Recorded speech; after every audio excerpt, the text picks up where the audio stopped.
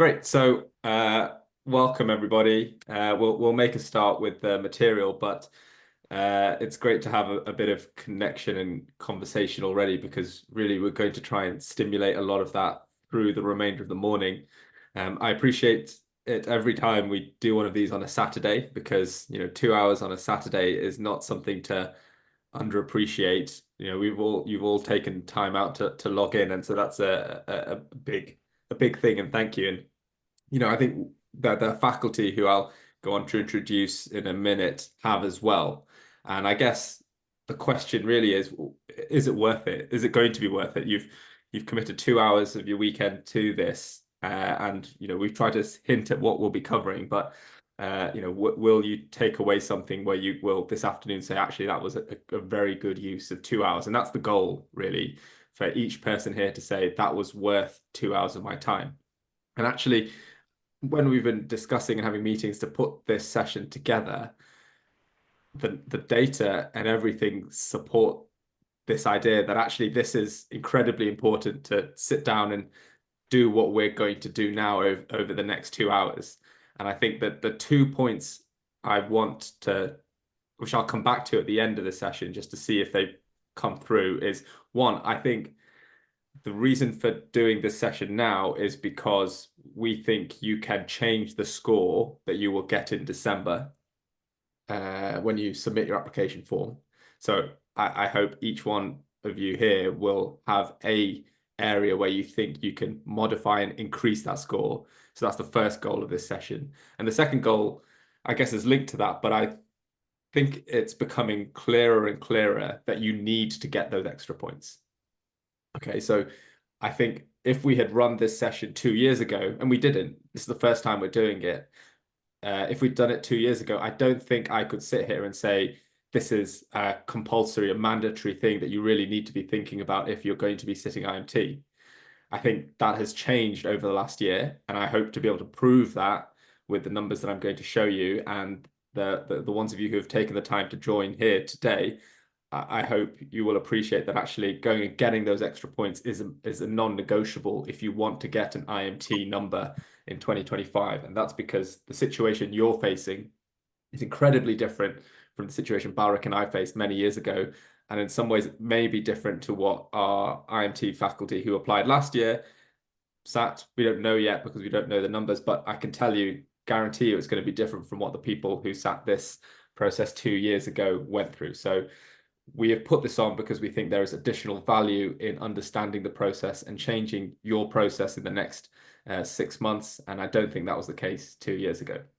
So I guess the next 110 minutes will be to try and prove those points. So who do we have on here to try and do that? You will see some faces here throughout the morning. So Balric and I'm Nikhil, by the way. I'm also a cardiology registrar at Bart's Hospital in London. We sort of organized Optimise interviews many years ago, but really with the support of the IMTs that you see on the screen here and the ones who will be sharing their experiences, they have really helped pull together this session and the further sessions, which we'll talk about at the end. But really, it's their expertise that you're here for more than ours. We can talk to you about the structure and the framework and tips and tricks, but they have lived the process that you are going to go through in the next 6 months, just 6 months ago. So really, the sort of vibe that I hope we can try and cultivate is that sort of post-ward round. You're sat in Costa having a conversation with your IMT and registrars without anyone else there. So it's a safe space to ask any sort of questions where you really can ask anything without consequence. Okay, and the fundamental goal is, how do I get to where you are today? Because at the top you've got our faculty, and I'll let them introduce themselves, but they all have performed incredibly well last year and navigated an increasingly complex process really well. And I think we're very lucky to have them on this morning to share what their expertise are. But all of that is built on a wealth of, I'd say, probably close to 100 registrars and IMTs that work with us to pull together their experience to design the whole process to take candidates from the situation today where it seems like a dream in the distant future to getting that number. And so I hope we've distilled as much as we can into the next couple of hours. And I think the purpose of putting this slide up here is also to show how diverse everyone's background is.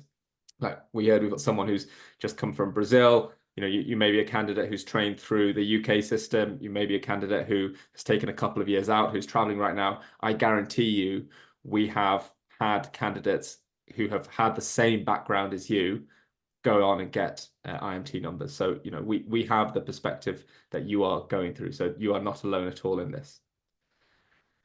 So that's a little bit about who we are.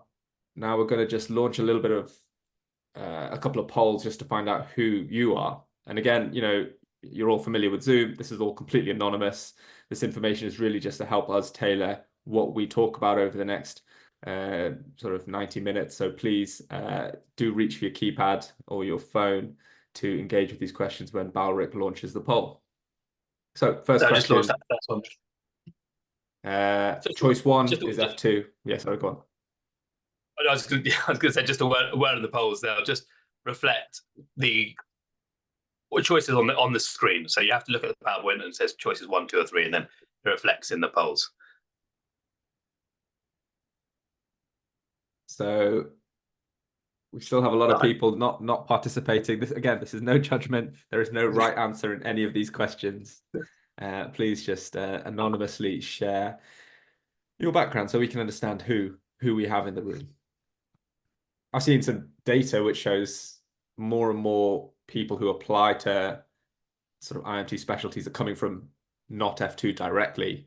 So I wouldn't be surprised if, those other, the clinical fellow or other is actually more popular. Again, 5-6 years ago, that wasn't the case. If you did put other, just put it in the chat what route you're taking. Are you taking like a year out post F2 and applying from a post F2 year? Which would be useful to know. But here, so half of people are current clinical fellows, and then F2 is the next most popular. Right. Yeah, as expected. That shift is reflected in who we have online today. Great. So next question. This is a longer one. Again, this is just partly for us, but also for you, so you can understand who is in this room with you. We've tried to get the message out across the country, relying on the IMTs who engaged with us last year. And I guess this will be helpful for us to understand where we've had absolutely no penetration. And also the areas where we have got good penetration. So we will get to see who we have been able to get in touch with, but you will also be able to see how many people from around you have been able to log in here today. So please pop this in. I've taken this from the list of foundation schools in the UK. So if you're a clinical fellow or other, try and match it to either where you're working now or where you worked before you came out of program.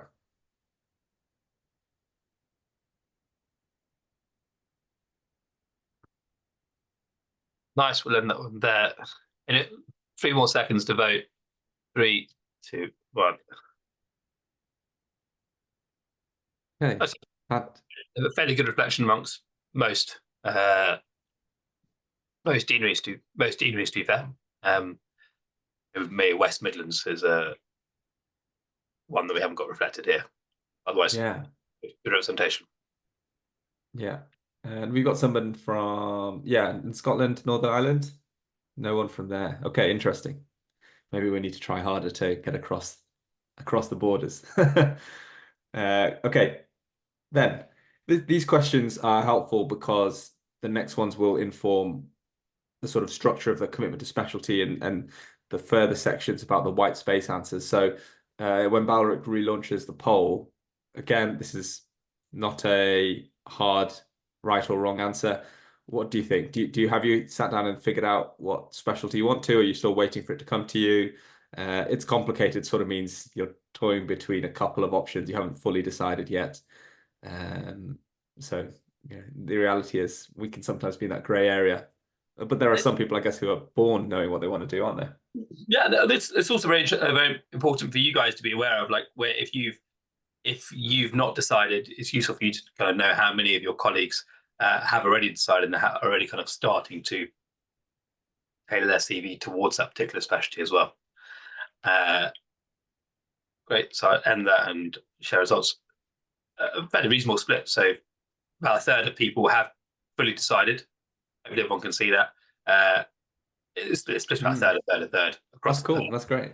Okay, great. That's interesting to see that that's split. And I think there's one more question.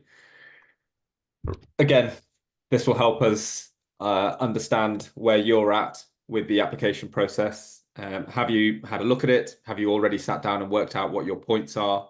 Have you not even looked at it yet? Again, no right answer. We are going to cover that. So, if you have not, nothing to worry about at all. That is precisely what we are here for today as well.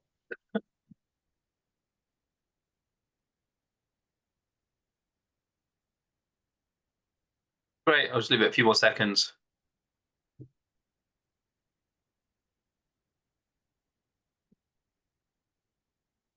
Okay, so most people haven't looked at the application form score, and then some people have looked at the grid, but not actually looked at what their score would be.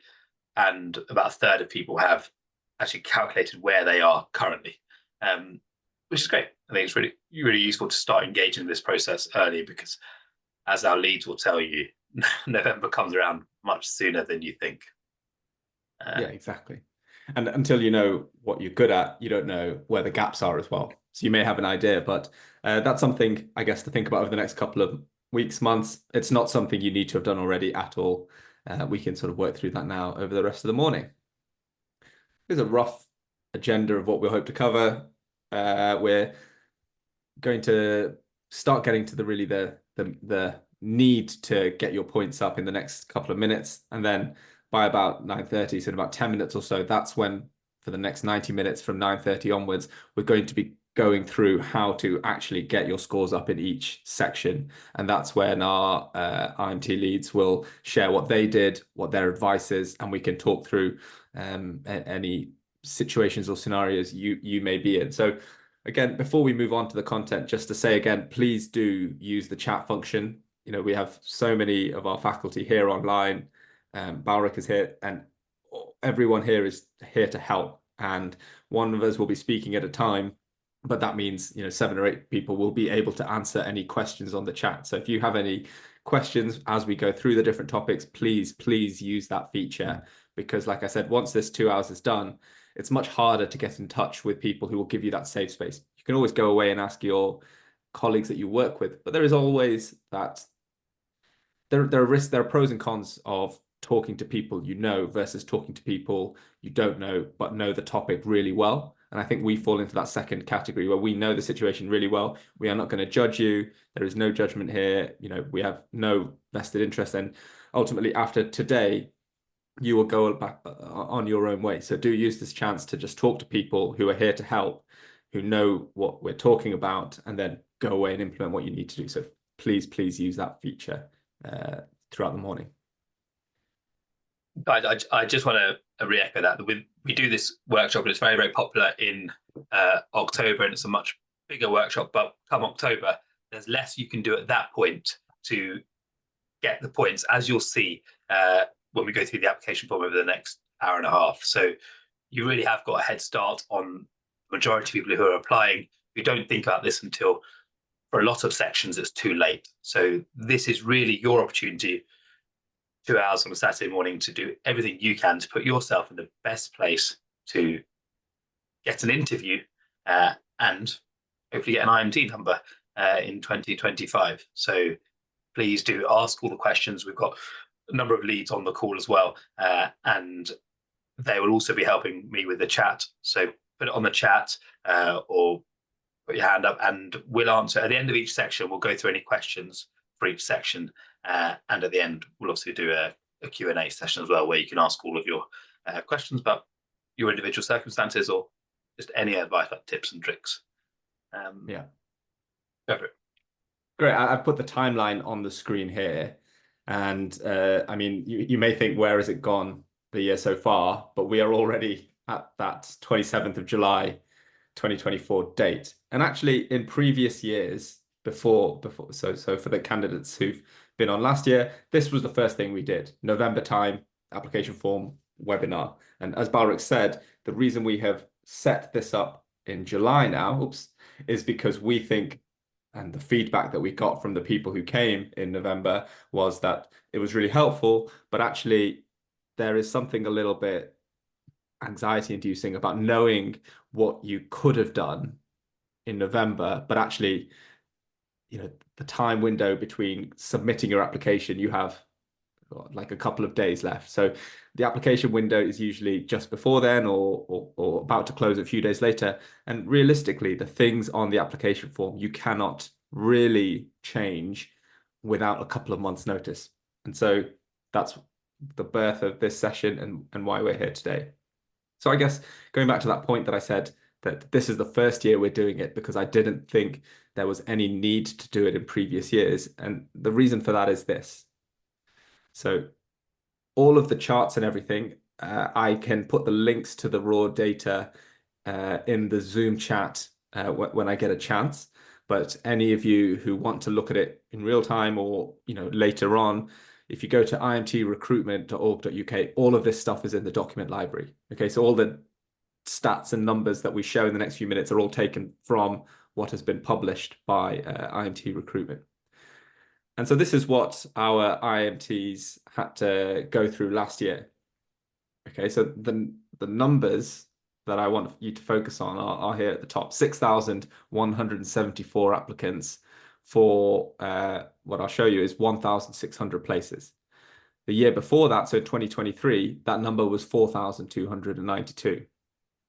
Okay, so the shape of the histogram looks very similar, but actually the raw number of candidates, as you can see, the number of candidates who scored a 15, 16 last year was around 310 versus the year before.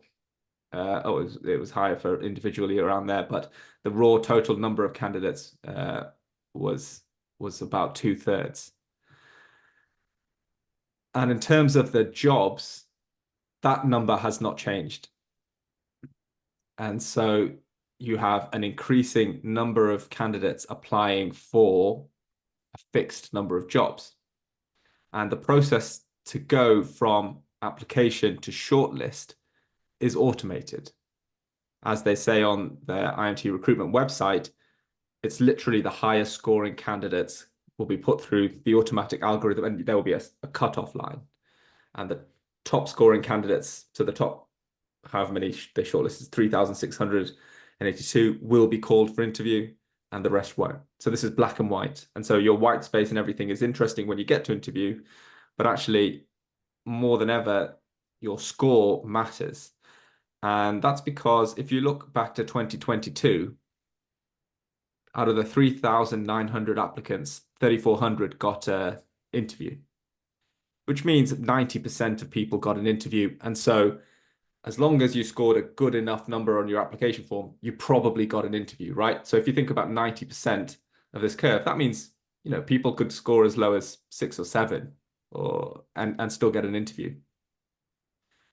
Now in 2024, last year, that number was about, I can't do the maths, but let's say half or 60%, which means in 2024, that cutoff line, I don't know if you can see my mouse, but it was sort of probably around this 12, 13 mark. Okay. No, I think Nick, we've asked a few people, and I think from the data people that come on our course, we had about 200 people. 15 was the kind of cutoff area last year. That's Luke, that's the number of people increasing every year. So last year you needed to get 15 out of 40, and that was a big surprise to a lot of people. And a lot of people actually, unfortunately, did miss out on an interview because they just simply didn't score. And I remember Luke saying that you saw this independently on Reddit as well, amongst IMTs talking about who did and who didn't. That number seems to be 15, 16, like you said, that to get an interview, you need to be above there. So in 2022, you could have scored 7 or 8 and gotten an interview. In 2024, you need to score 15, 16. Now, I've just drawn this dotted line, which shows if the trend that we saw from 23 to 24 continues, that number will only go up. Okay, there is no reason for us to think that number will go down. Every year we keep hearing people are leaving the country, people are not applying, But actually, every year we've heard that. Balric and I always place a bet, like what's going to happen this year? It's always going up. That red line is just up and to the right. Okay, just.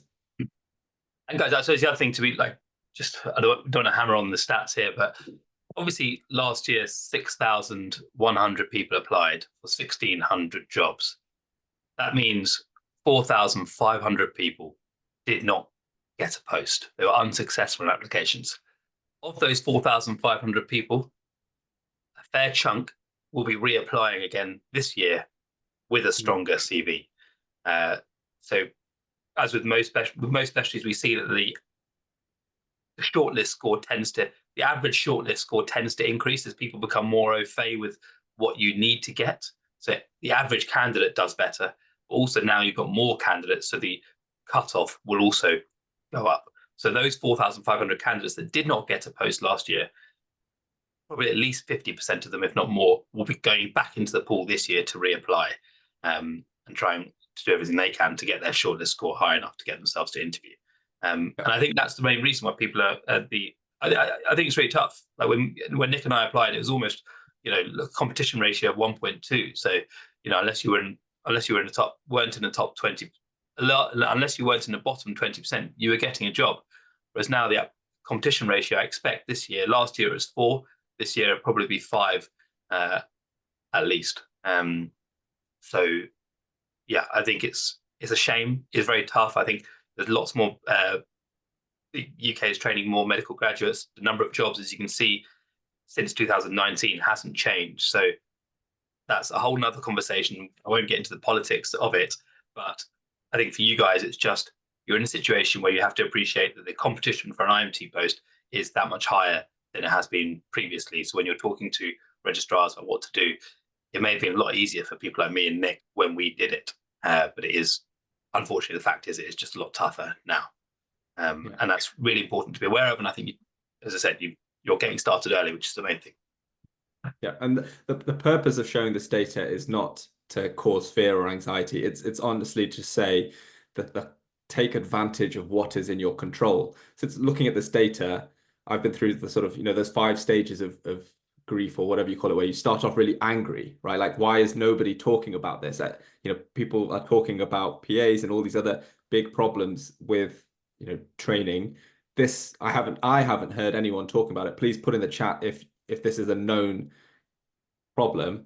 But plotting these numbers, I was thinking, why is no one talking about the fact that the bottleneck is no longer at applying for cardiology or dermatology or endocrinology? I mean, that might still be, but the bottleneck has moved downstream to applying for IMT, and that is not being discussed or spoken about. And then you come to grief and start feeling really sad about the situation and think, oh, nothing you can do. And then I think processing through, I don't know what the other stages are, but eventually you reach acceptance and you accept the fact that this is the situation. And as Balric said, please, if you have a Twitter voice or something, go ahead and knock yourself out and share it there. But then you have to reach this point where you've got to put the politics aside and the fact that it is an unfair system and just play the game, right? And by play the game, I mean, you need to get your application score good enough to get to interview, because once you get your foot in the door with a good enough application form score, it does not matter whether you scored 16 or 30, right? You are the same candidate when you walk into that interview virtually. So get your foot into the virtual interview room and then forget about it. And so really, the reason we have put this course together this year is because I think it is no longer acceptable to sit and think, I might be okay if I got a 10 or 11 or 12. I think you really need to understand that this is an automated process that doesn't care about the quality of what you did. It's just the quantity of the score, right? So that is the process, the first process you need to. It becomes a lot more quantitative and there's a lot more subjective evaluation in the interview component, but this is the first step where you just need to black and white. You need to get those points to get IMT, right? And guys, we're not going to talk too much about the interview today, but Nick just mentioned there, it doesn't matter once you get to interview. What he's trying to say is that when you get to interview, your application form score is not used towards your total score. All of the points that you get, and your total final score that is used to rank IMT applicants is based on your interview performance alone. So this is previously the application form score. It was, yeah, look, make sure you've got enough points to get an interview, but you should be fine. Whereas now, because half and probably over half of people, over 50% of candidates this year will not get an interview. Unfortunately, so this application form has become more important to get you an interview. Right. So I think that first point, I hope I have proven, which is that you need to get these points, and explain why this year is different from last year. So if you speak to your colleagues who went through the process 2 years ago, 3 years ago, they might tell you you're okay, you don't need to worry about that. They went through a different system. So if that's not clear, or you think there's anything I'm missing, or you don't agree, please put it in the chat. I'd love to hear it. I'd love to hear why that might not be the case. So we're now going to move on and talk about that application form process. And for those of you who have not looked at the application form process yet, we'll show that now. And for those of you who have, I just want to double check that you've looked at the 2025 application form process, because it has changed from the 2024 process. So what all of our IMT leads went through last year is no longer the assessment format for this year. Of course, there's a lot of similarity to it, but there has been these changes that you see on the screen. And again, we'll go into each individual domain through the rest of the morning, but obviously the clear things to take away from here are you will not score points for additional achievements. And that was things like being in the top 20% of medical school and leadership. Also, the number of points you score in those 3 sections you can see on your screen, posters, teaching, QI, have been trimmed by 1. So out of the 40 points available, you now have 30 points available. And one of the inevitable components, sort of consequence of that, is that this histogram here will be pushed in from 0 to 40 to 0 to 30. So each bar will be taller, just as a way of, I think that's simple statistics, right? Like, I can't tell you how much, but that's what you would expect. Balric, anything more to say about the changes as a whole? No, I suppose the changes as a whole, I just want to say that I think it makes it easier for the average candidate. It's very hard to get distinctions at medical school, and to hold national leadership positions is also very hard, and you have to prepare quite far in advance. So you had these fantastic candidates who were able to do those things and prepare in advance and were scoring huge amounts of points, whereas now those options, additional achievements and leadership, are completely out of the equation. So it actually, a lot of the more achievable options, QI, teaching, posters, presentations, those things are now all up for grabs. And I'd argue that they're up for grabs by most candidates. So it makes it, I think this makes it, the changes, I think, makes it harder to discriminate. So for those top ranking candidates that have always highly performed, I think this has made things probably a little bit more difficult for them, but hopefully they should still get an interview. But I think for the average candidates now, I think it's made it very achievable to do very well in your application form score. That's my general take on the changes. Yeah, I agree with that. I agree with that. I think what we'll see is next year this curve will also shift more to the right, because maybe people will understand this and do what you're hopefully going to do and maximize those points and get themselves over the bar. So you might see a bit of skew to this, but that's guesswork. Like we said, get your foot in the door. You need to get these points. So really the components we're going to focus on again from now onwards is what to do to get that score up. In terms of your application form itself, we will run another session like this where we talk about the white space and how to score yourself in more detail in November time. The exact 24-25 timeline has not been released, so we haven't fixed any dates yet, but if you're on our mailing list, we'll send that all out. Also, IMT Recruitment run one webinar and everything, so once we hear about that, if you're on our mailing list, we'll send you information about everything between now and November, when hopefully we'll see you again. But today we're going to focus on what to do in this area of black, where you are sort of going to try and maximize the numbers you put down on that application form, which will probably open in October, November time. So you can take a screenshot of this if you have not already, but I think what will be helpful is over the course of the morning, if you have a think about where you are today and where you think you may be able to get yourself by deadline day.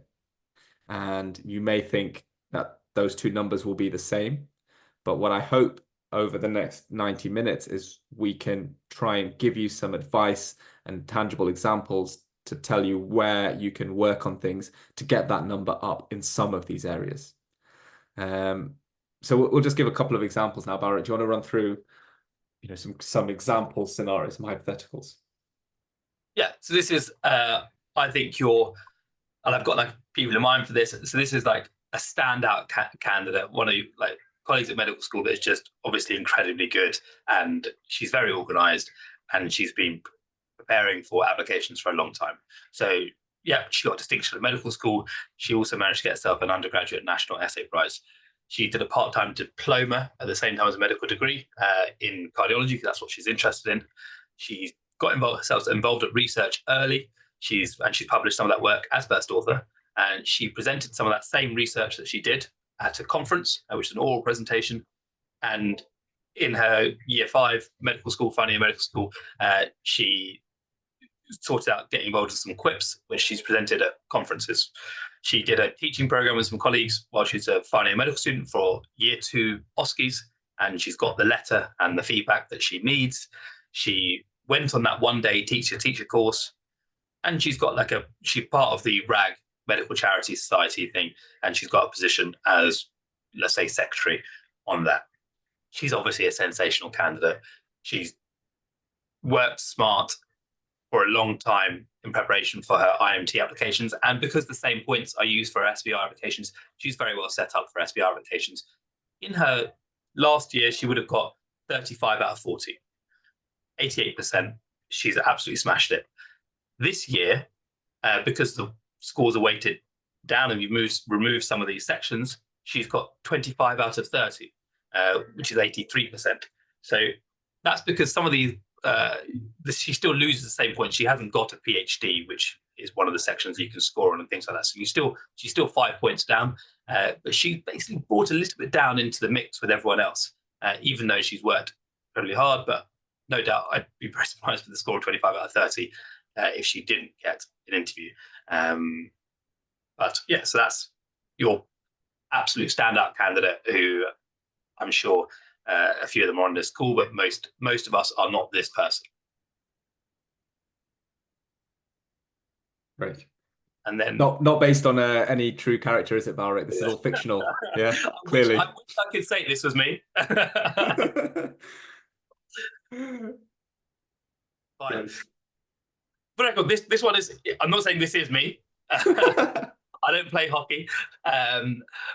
So look, this is another candidate, and this is your average candidate, I think. And he hasn't really thought hugely about his application so far. So he did fine in medical school. He got a merit in anatomy in year 2. Obviously, he hasn't done a master's because that's very difficult, or a part-time diploma or anything like that.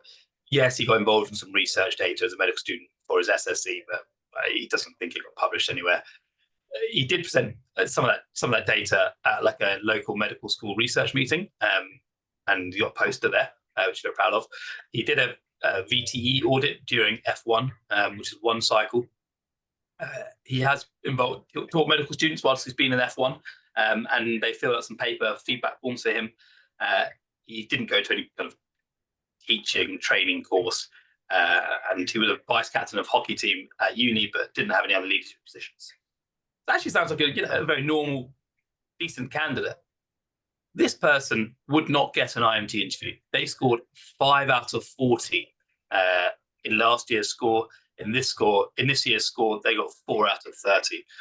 So no real change. This person, yeah, I think we can all appreciate, is your average person, average medic, but they're not getting an interview and they're scoring 4 out of 30 in their IMT application form. But this is the kind of person that I think, because they're coming and thinking about this now, so some of you are probably in this situation, this is the kind of person that can actually do a hell of a lot to improve their score to get themselves an interview. So the average candidate. Great. And so we'll revisit these candidates at the end of this morning's course, and talk about what they did, potentially. Yeah. So let's move on to the different sections now. And each section will have we'll spend a different amount of time on each, because obviously in some sections, you can do more over the next 3-4 months, whereas others you may not. I think this may be the one where there is little you can do in the next couple of months to change. It's on the postgraduate degrees, and qualifications. I've got some points on the side here, which I think just to bear in mind. We always say this in November time, but if you're looking now, have you got your degree transcript to prove whatever degree you've done?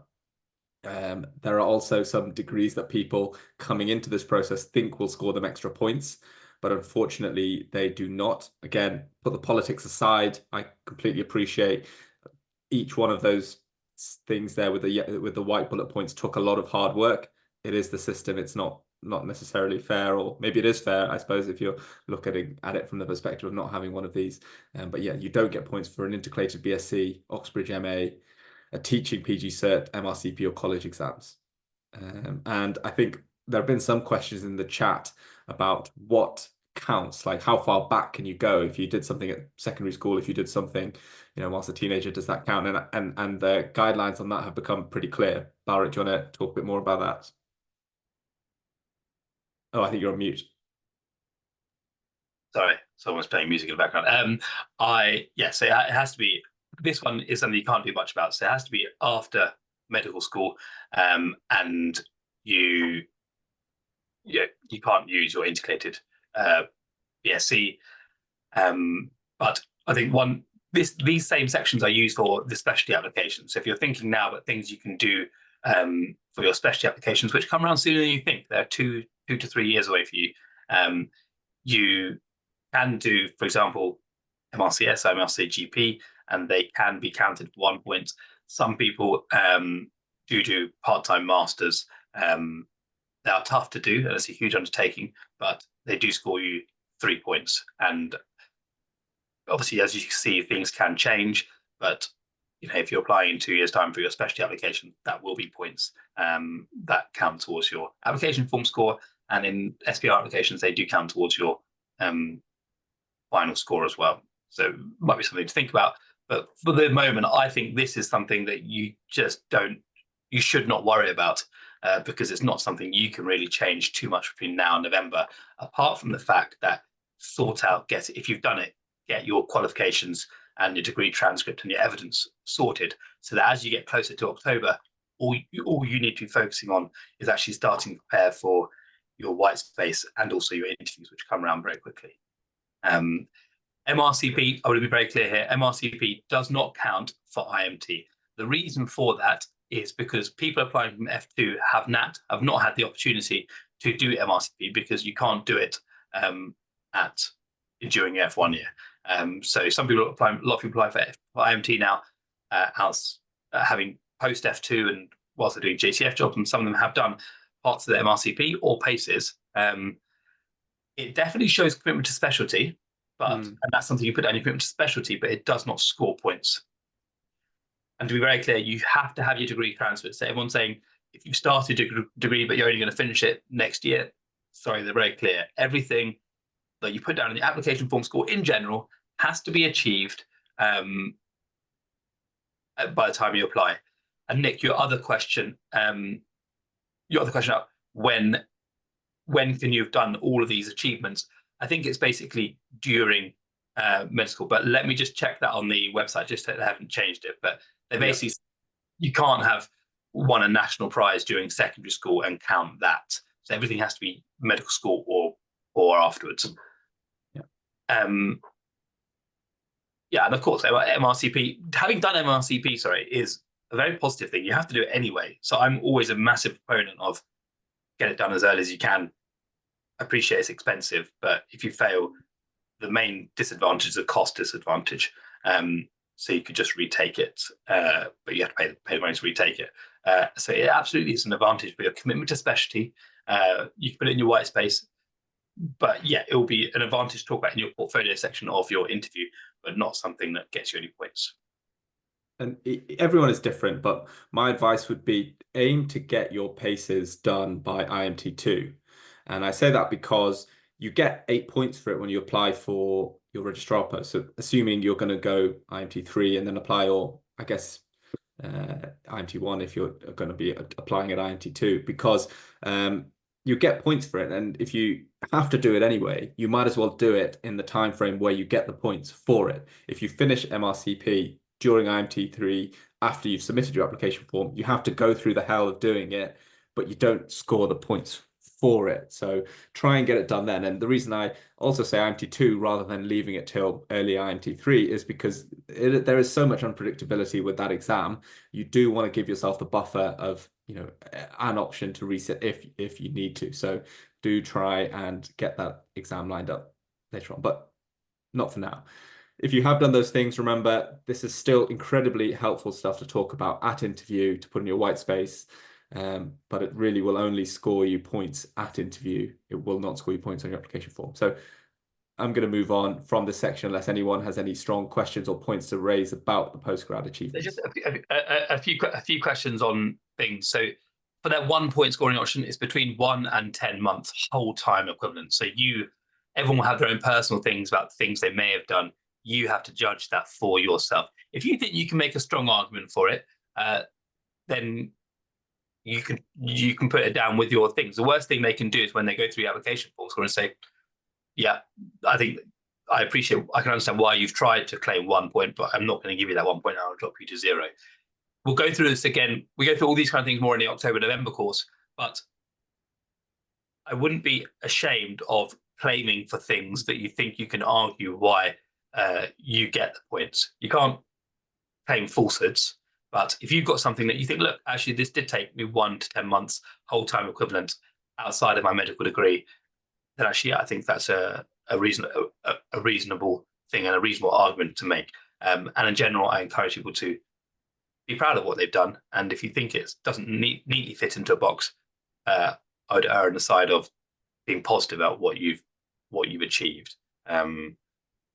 The other thing you can do is if you do have 3-4 months is you can get in touch with the course organizer and try and get something in writing that says that, right? If you know that the language needs to say greater than 10 months or one year full-time equivalent or whatever you want, you can ask for that with enough time.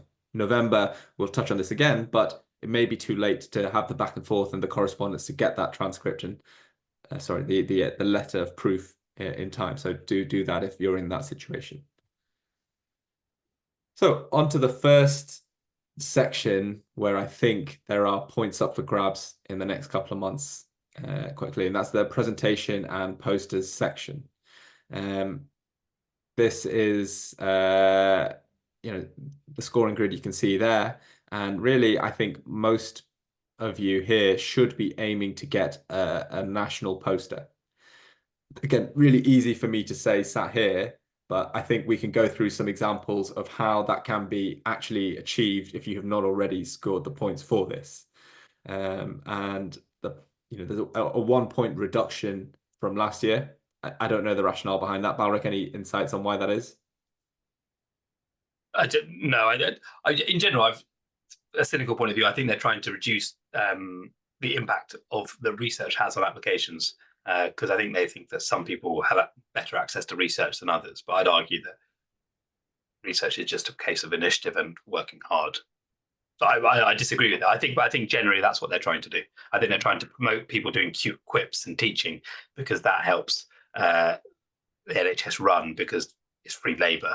And I think they're trying to denigrate research because that matters less, in my humble opinion. Okay. So we'll now go through a couple of examples and touch on how this is possible. I think, Sondos, you shared this information. Do you want to talk a little bit about your experience with getting posters and what your advice would be? And do you want to introduce yourself a little bit? Yeah, I was about to say, perhaps introduce myself. Hi, everyone, I'm Sondos. I'm currently on unpaid leave, using it to be on the beach. I did a clinical fellow job and I'm joining IMT in Leeds in August. Posters are quite actually easy and doable because you can generate them from basically anything that you do, audits, quality improvement projects. case presentations, case reports. So basically choose whatever is accessible to you. So if you complete an audit, you can create a poster out of it, and then you can submit it anywhere. Examples for that, it can be specialty meetings, it can be things such as the health care and quality improvement conferences. I can share the link. They are considered as national, so you get easily points for national poster presentation. The other thing is always speak to your educational supervisors or clinical supervisors. They know where you can present. Royal Society of Medicine, they run like a showcase every month, and you can present your case reports or case presentations. You basically just apply for it, and they will give you the space. They have different specialties as well. If you have any questions about posters, just drop them in the messages and in the chat, and I'll answer them.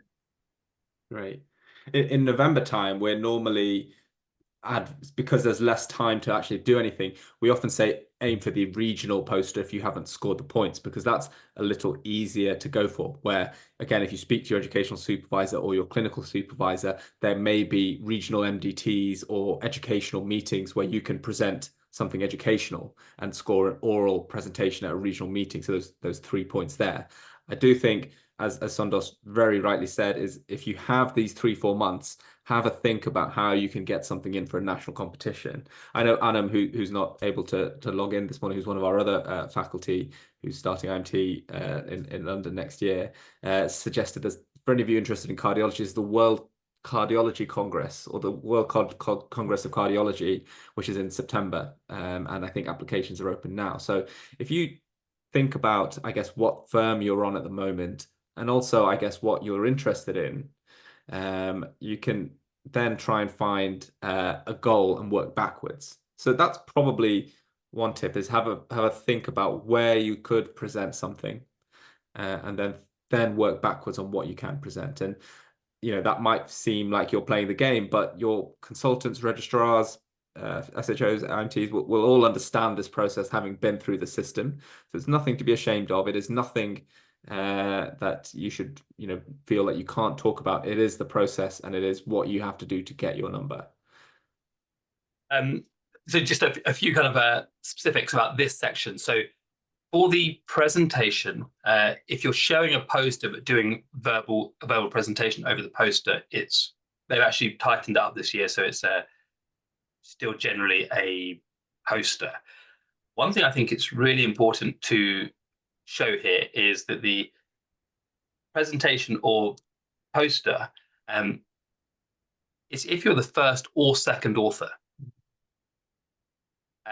So that's really important, because as Nick and I will definitely say, there are a number of projects that your registrars might be doing where they're doing their PhD or doing their masters, where they want someone to get involved to help collect data or be involved and do grunt work. And it's the way things like this seem, the way the wheel spins is that's what you do. You're an SHO, you do a lot of the grunt work, you get onto papers or presentations or posters, and that's your recompense for the work that you've done. And so that's something to be aware of, and something you might want to try and take advantage of if you haven't got these points already. And I think if it were me, that's probably what I would do. I'd get involved and work with a registrar who's got a clear aim as to where they're going to present their poster. And you might even find the registrars not too worried about presenting their own poster, so you could even go and present it, which is great for your CV and good to talk about in your portfolio station at your IMT interview. So for those people asking, what can I do now? If it were me, that's what I'd do. Great. And I'll come to Luke and Ananya in a second for your examples of perhaps what posters you put together. But one thing I want to draw your attention to is in this score 6 box, it says that the home UK nations will be treated as separate nations. So if there is a UK-wide congress or conference or event, that counts as international, right? They're separate nations, so it's international. And so any of these UK meetings are actually international. And what it says here, which is often a point of confusion, is international does not mean the conference needs to be abroad. It just means that the conference needs to be open to people from abroad. And so it could be you know, in the city you live in. But if it's open to people from outside of England, if you're in England, yeah, we've got no one from Scotland here, have we? Then that is an international meeting. So have a look and figure out what meetings are going on and where you can present. Luke, do you want to share what you did? So Also, on the national international, I think people were finding it difficult to separate between national and international, because exactly Nick's point, like you could argue that, you know, the British Society of Cardiology meeting is actually international because it's open to international people and we have international speakers at it. So for that reason, I think they bunched national and international together. That wasn't this year's change, that was a previous change. So it doesn't matter whether it's national or international. For the sake of points, it doesn't matter. They both score the highest number of points. And yeah, I think a poster, or if you can get yourself a second author on an oral presentation at a national meeting, fantastic. But if not, a second author on a poster at a national meeting is very reasonable. great. Luke, do you want to introduce yourself? Thanks, Nick. Good morning, everyone. My name is Luke. I'm currently an F2 based in Hull, East Yorkshire, and I'll be starting IMT in the northeast of England this year. Just to give you a brief overview as to what I did for my presentation/posters, I tried to kill a few birds with one stone. And what I meant by that is that as an F1, I picked up a random case on the surgical ward and I just tried to write it up very briefly. And then I presented this case at a regional poster competition. And then I used the same case to present it at a national conference. And I've also used the same case now to write it up as part of a publication. So I think if you were to just try and stick to one to make things easy, you can always use it in different avenues. And it can be a case report, it can be a QIP. So you don't need to think about many different topics, but if you try and choose one and think about the different avenues in which you can project them, I think that would make things a lot easier. Great point. Economy of effort. And then, yeah, do you want to introduce yourself? Hi everyone, I'm Ananya. I'm currently in F2 in Wolverhampton and starting IMT in a couple of weeks at UCLH. So yeah, just like what Luke said, it's about working smart and trying to optimize essentially what work you've already done. So what I personally did as well was I worked on a few publications, and those were the publications that I then went on to present as well. So it scored me both marks in the presentation and the publication domain. Also to note, it doesn't necessarily have to be related to medicine. It ideally should be, because you're applying to IMT. But if you have other kind of pieces of evidence that show your commitment to specialty in IMT, if one or two domains is in a different specialty, that is also okay. So I did an oral presentation internationally on a publication that I was not a first author in, I was in second author, but it still counts as top points. So again, like what Barak said, try to speak to your colleagues, your senior colleagues, see if they have a project that they're already working on, and if you can contribute to that, as well as if you can present that as well. And then, yeah, can you just let us know what conference you did end up presenting anything at, just so we have some examples, and Luke, the same for you as well. So I did a bariatric surgery presentation at the International Federation for Metabolic Conditions. Not very applicable to IMT, but a couple other presentations that I did. I presented at a clinical genetics conference as well, which I can link over here, as well as a medical ophthalmology conference, which I can link over here as well. Great. I mean, I'd say that bariatric conference is probably, you could make an argument that is relevant to medicine, but I think it's a good example that it doesn't need to be strictly IMT related, and you're learning the skill. Luke? So for my poster presentation, I did it at a regional level. So this was as part of the Yorkshire and Humber Deanery. But in terms of the national presentation, I think every year the foundation program offers a foundation program day where F1s and F2s can come together at the start of January. Of course, this is going to be after the IMT self-scoring assessment, but it will be good for you as you will have that point for a national presentation in the future. Great. And Sondas, do you remember where you presented your work? Yes, I did two poster at the Associations of Surgeons in Training, so ASIT. I did one in the British Society of Pediatric Dermatology, that was in Newcastle. And the fourth one was the EADV, so the European Association of Dermatology. That was for my master thesis. So even the thesis, you can create a poster out of it. Yeah, great. So widespread.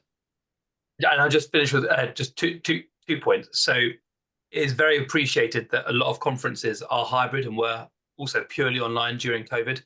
So that is allowable. If the conference moved online or you gave the presentation online, that's fine, as long as it is a national conference and you can justify that.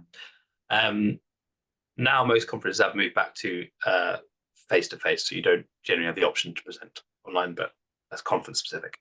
Secondly, some people had some questions about, can you count for the same piece of evidence that you're using for publication?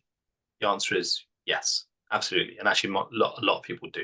So the same project that's what I was looking at now. I think there's one specific domain that you can't go on, sorry, twice. You cracked up there, say it again. There's one specific thing that you can't claim it twice. So if you did a presentation, you can't claim it somewhere else. But I just need to have a quick look on the website and confirm that information. So just keep going till I'll have a quick. So yeah, it used to be. So it used, I think maybe that was to do with previous presentations and posters, but I'll just copy this from the website. I'll put it in the chat. So this is direct from the IMT website. If you have an achievement which could potentially fit under more than one domain, for example, winning a prize for a poster or doing a presentation based on a publication, it's acceptable to claim under both options. And I actually think one of the main things I'd actually really like to impart to people today is really important to work smart. If you just do a simple local VTE audit, it's going to be very hard to publish. It's going to be very hard to get a presentation out of that because people have just done better audits than you. But if you can team up with other colleagues at different hospitals and make yours a regional VTE audit, or you can make it a regional cannula audit, try and pick maybe better examples than the ones I'm coming out with. But you know what I mean? You've got time now to actually think of something that's related to your specialty, something you'll be proud to talk about in your interview in your portfolio station that shows your commitment to specialty, that is going to be impactful. So you can work with people from different hospitals at different regions. So you can both do the same thing and you both get the credit because you can both be first and second author for the points. Yeah, as I said, that's something you're happy to talk about at interviews. So get yourself organized now, but try and get yourself organized in a way that this is going to be an impactful piece of work that you can talk about, that you will score points, score very high points, and something that you're proud to talk about in this interview, and something you're still going to be proud to talk about when you come to your SBR interviews as well. And I will actually give the example. It doesn't have, I agree with Ananya, it doesn't have to be related to your to IMT or medicine. Nick and I was saying to the leads last night, before, Nick and I actually met in F2. We did F1, we were together, but actually in F2, I saw Nick at the International Patient Safety Conference, and he had a project he'd done on ECG labeling, and I had one on my VTE audit. So yeah, these don't need to be, you just need to be smart about what you've done with your audits and make your audit impactful and therefore give it a high chance of presentation. The International Patient Safety Conference, I can say from my experience, seem to have a very low bar to acceptance.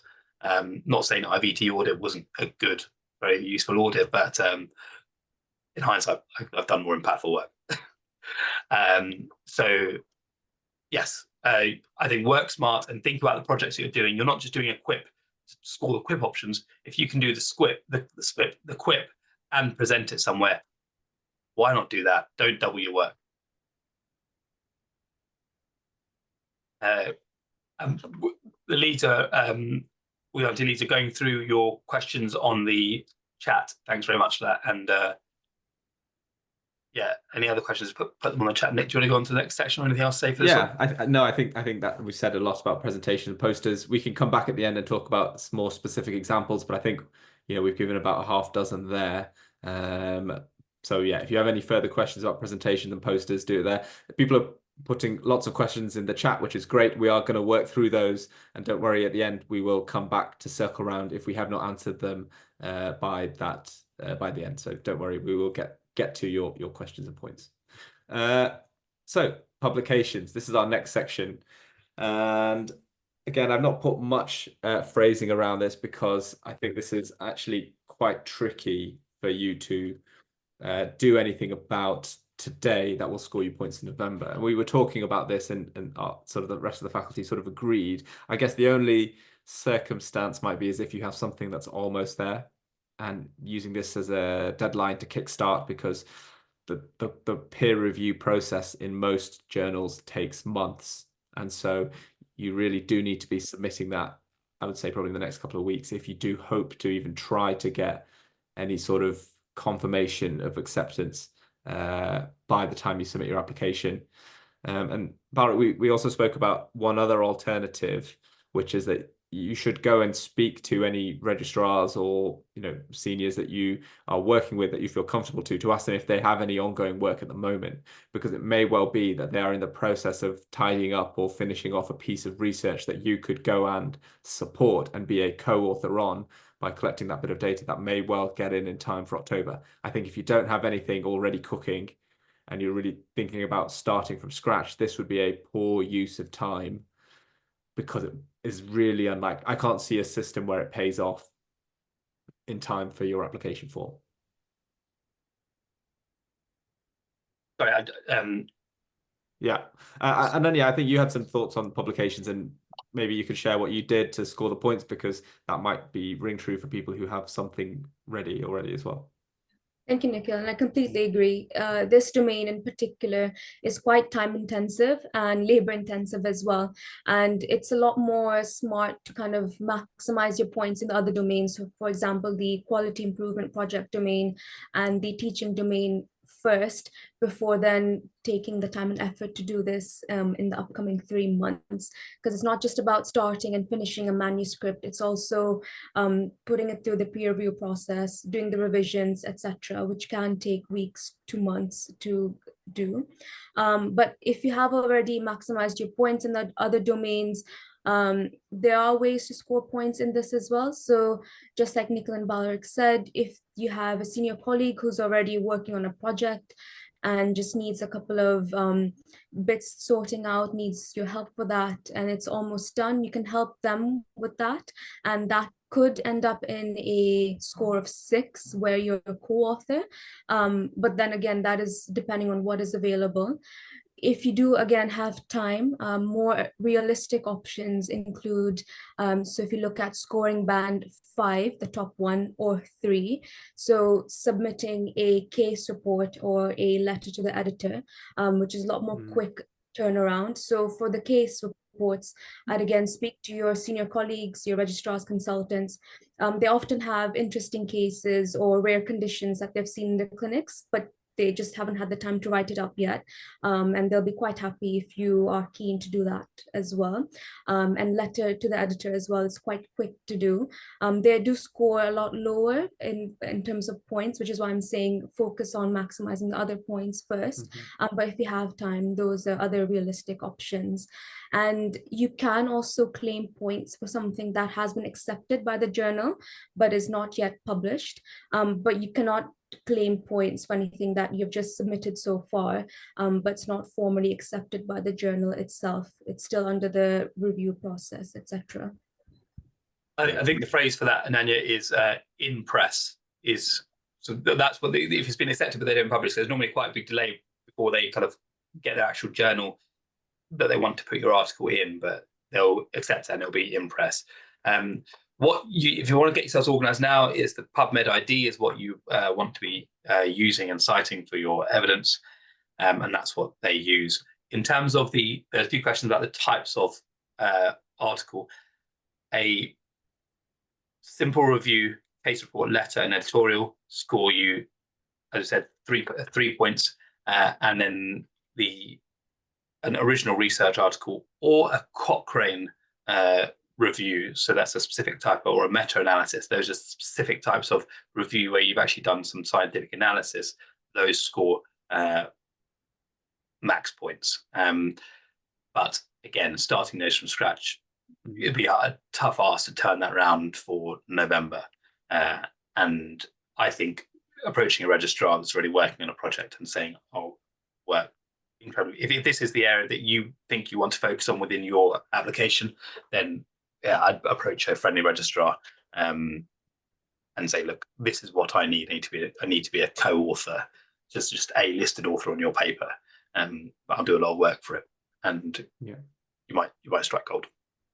Yeah, and I agree with what Ananya said, that aim for the points in the other sections first, and only if you've maximized all of those, then to think about this.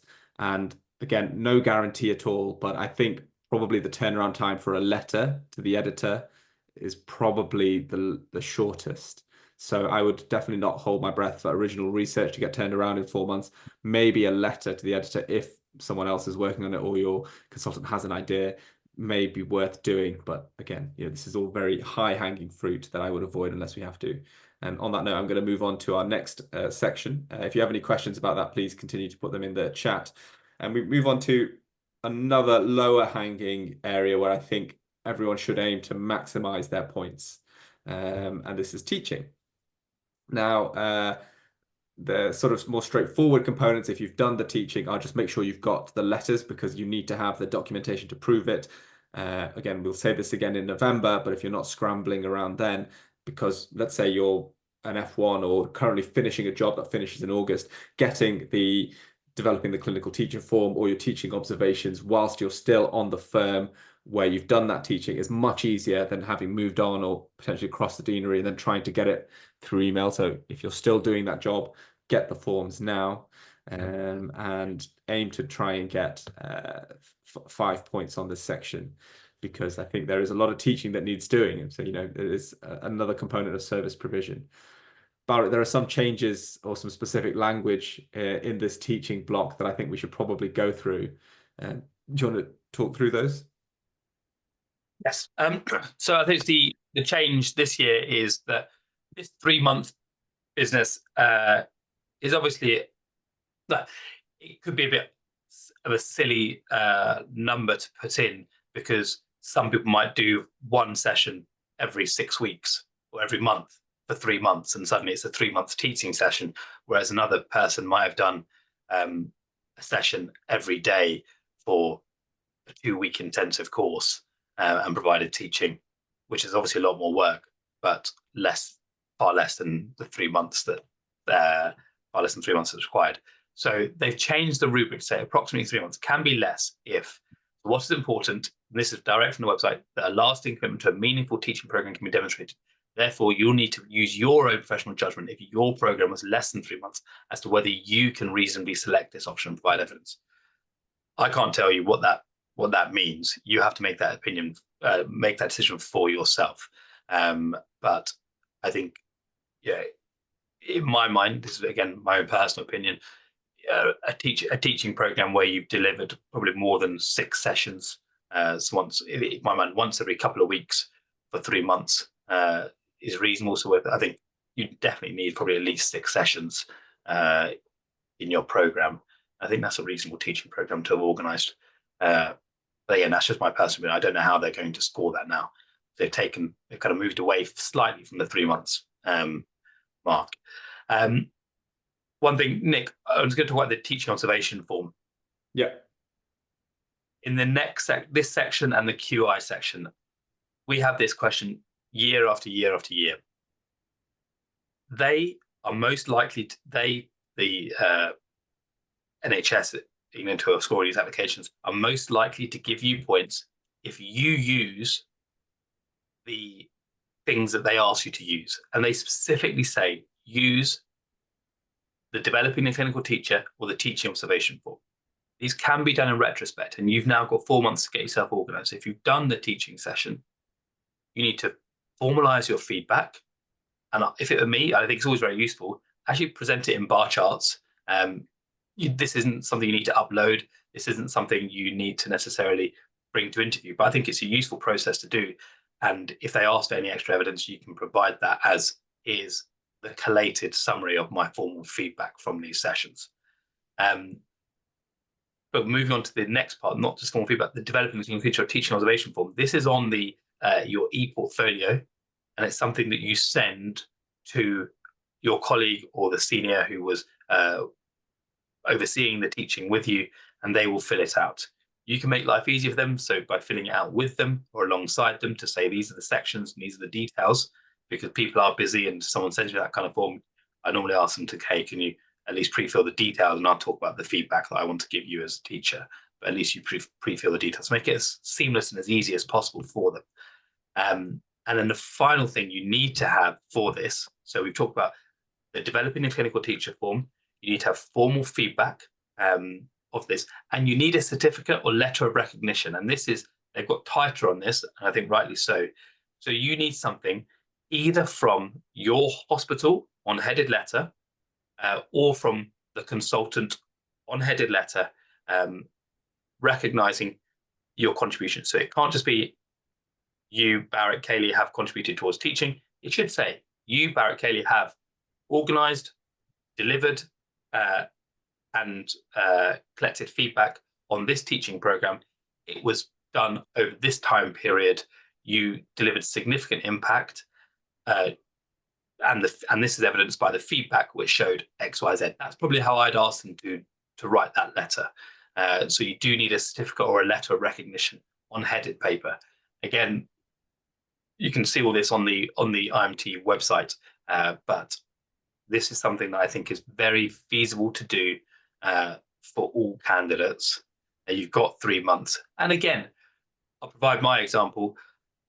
In my day, you got more points for a regional teaching program than you did for a local teaching program. So I joined forces with a few other people from other hospitals in London, and we did a regional teaching program for multiple hospitals that candidates from different hospitals could attend. And we did it on one of the PACES stations, the history taking station in PACES. And so we did that over 3 months, and we got a letter from, we told the postgrad department in advance, made sure they were going to give us a letter. They gave us a letter, we collected the feedback, and all 5 of us got the points, max points for teaching, because it's a regional teaching program with feedback with a letter. You don't even need it to be regional, but in general, as with most things here, so teaching, QI, research, if you're going to do your own projects, you're all going to be doing similar things. It makes sense to work smart and work together, because then A, you share the workload, B, you don't dilute the benefit, you all get 5 points, and C, it makes it more likely that this teaching program that you set up can be something you publish a poster or a presentation on. And as you go through your portfolio station, it's good. I know there's someone on the chat who had multiple posters and presentations. The more you have, the stronger a candidate you are when you go to your portfolio station. And these posters don't expire. They're very much useful and important to talk about when you go to your SBR interviews. If you're going to be doing things like teaching and any projects from now on going forward, try and band together with other colleagues from different hospitals to make it a more impactful project. That wouldn't sound corny, work smart and hard, but work smart. Yeah, that's it for teaching. Is anyone leads? I think there've been some questions in the chat, which all seem very reasonable. There's, as Barrett said, there is subjectivity in this, and so that subjectivity needs to be converted into objectivity with that letter of recognition. So you're only as good as the documentation you can provide. So someone who taught every single day for 6 months, if they don't have that letter of recognition or certificate, it's not worth as much as someone who taught perhaps once a week, once every 2 weeks, once every 4 weeks, but got a letter of recognition to say that it is a 3-month thing. So you're only as good as your documentation. Great. Any of our leads want to comment on teaching or before we move on to training and teaching? I think just to cover a few questions in the chat, guys. Obviously, try to aim to the highest score. The easiest way to do this, if you work in an NHS trust, is to actually contact your postgraduate medical education department. They usually run teaching programs for medical students, for PAs, for nurses. All you have to do is explain to them that this is what I did, that not only need to deliver the teaching, you also need to be part of the organizing team. And you can show that by either the recognition letter, they can write to you what you've done, that you've organized, you've helped to lead this teaching program, and you've got formal feedback. For feedback, what I did was, because I didn't have any seniors with me in the teaching, what I did was I created a QR code and collected all the feedback electronically, and then I extracted that, put it in an Excel sheet, and created 3 different feedback forms for 3 different months, and that's the easiest way to actually do it. Someone asked a question about teach as a teacher to non-medical healthcare. Okay. Nick has already answered that, and that's it. If you have any questions about teaching, just drop them in the messages. Thank you. Yeah, and I was just my other point to Osman was, he says he's a teacher and taught non-medical healthcare people. That's fantastic, but I'll definitely use that in the written white space. But if you obviously have that skill of teaching, you should try and put something together now. And this is why we are here today. You have 3 months to try and design a 3-month teaching program, which you are expertly placed as a doctor who has teaching experience to do. So it doesn't score the marks currently, but I think you are in a good position to pick up those marks going forwards. Luke, you've got your hand up. Yep, just a few ideas for you. Thanks. Yeah. One thing that I did was I tried contacting the Medical Education Society from my university, and because things can be done virtually these days, so you can always contact societies in your university and try and organize a teaching project, which can be done quite easily. I've also known some of my colleagues who have organized teaching sessions for nurses every week, so teaching them basic medical sciences. So those are just a few options that you can possibly think about if you don't already have a teaching program. Yeah, great point. The thing is that, yes. I can give my one as well. I did an audit on fluids prescribing, and we were terrible at it on the surgical wards. And so I set up a teaching program on fluids prescribing. I made it regional, so I went to do it for F1s at my hospital and F1s at a different hospital, and that was a regional teaching program. And also, it spun a nice story because it span out of an audit that I'd done where we'd done things very poorly, and that's a nice thing. If you can link things like that, again, it's now getting a bit higher scoring and kind of thinking more about the interviews. But if you can link things to say, I did this and this justifies why I did this, it shows that you take initiative and you follow things through. So if there's something like that where an audit and one of the changes could be your teaching program, hey, great, right? So again, just think about how to, if you're going to be doing this work anyway, don't do it as lots of different separate things, but maybe try and link them as one big, this all makes sense thing. That was all I was going to say, sorry.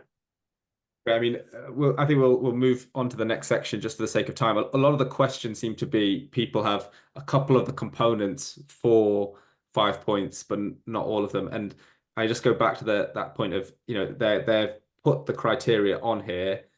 You have enough time to either figure out how you can tweak your existing program so you have organized it so that it is 3 months, or that you are teaching as regular on it. But I think if you're saying, it wasn't to medical students, or it wasn't for 3 months, or whatever that it wasn't, think about how you can solve that, because there is enough time for someone who has nothing to try and pick up these marks from scratch. So rather than trying to sit there on something that you're not confident on, either make it confident that you've tick these boxes and you can submit this, or go ahead and do that.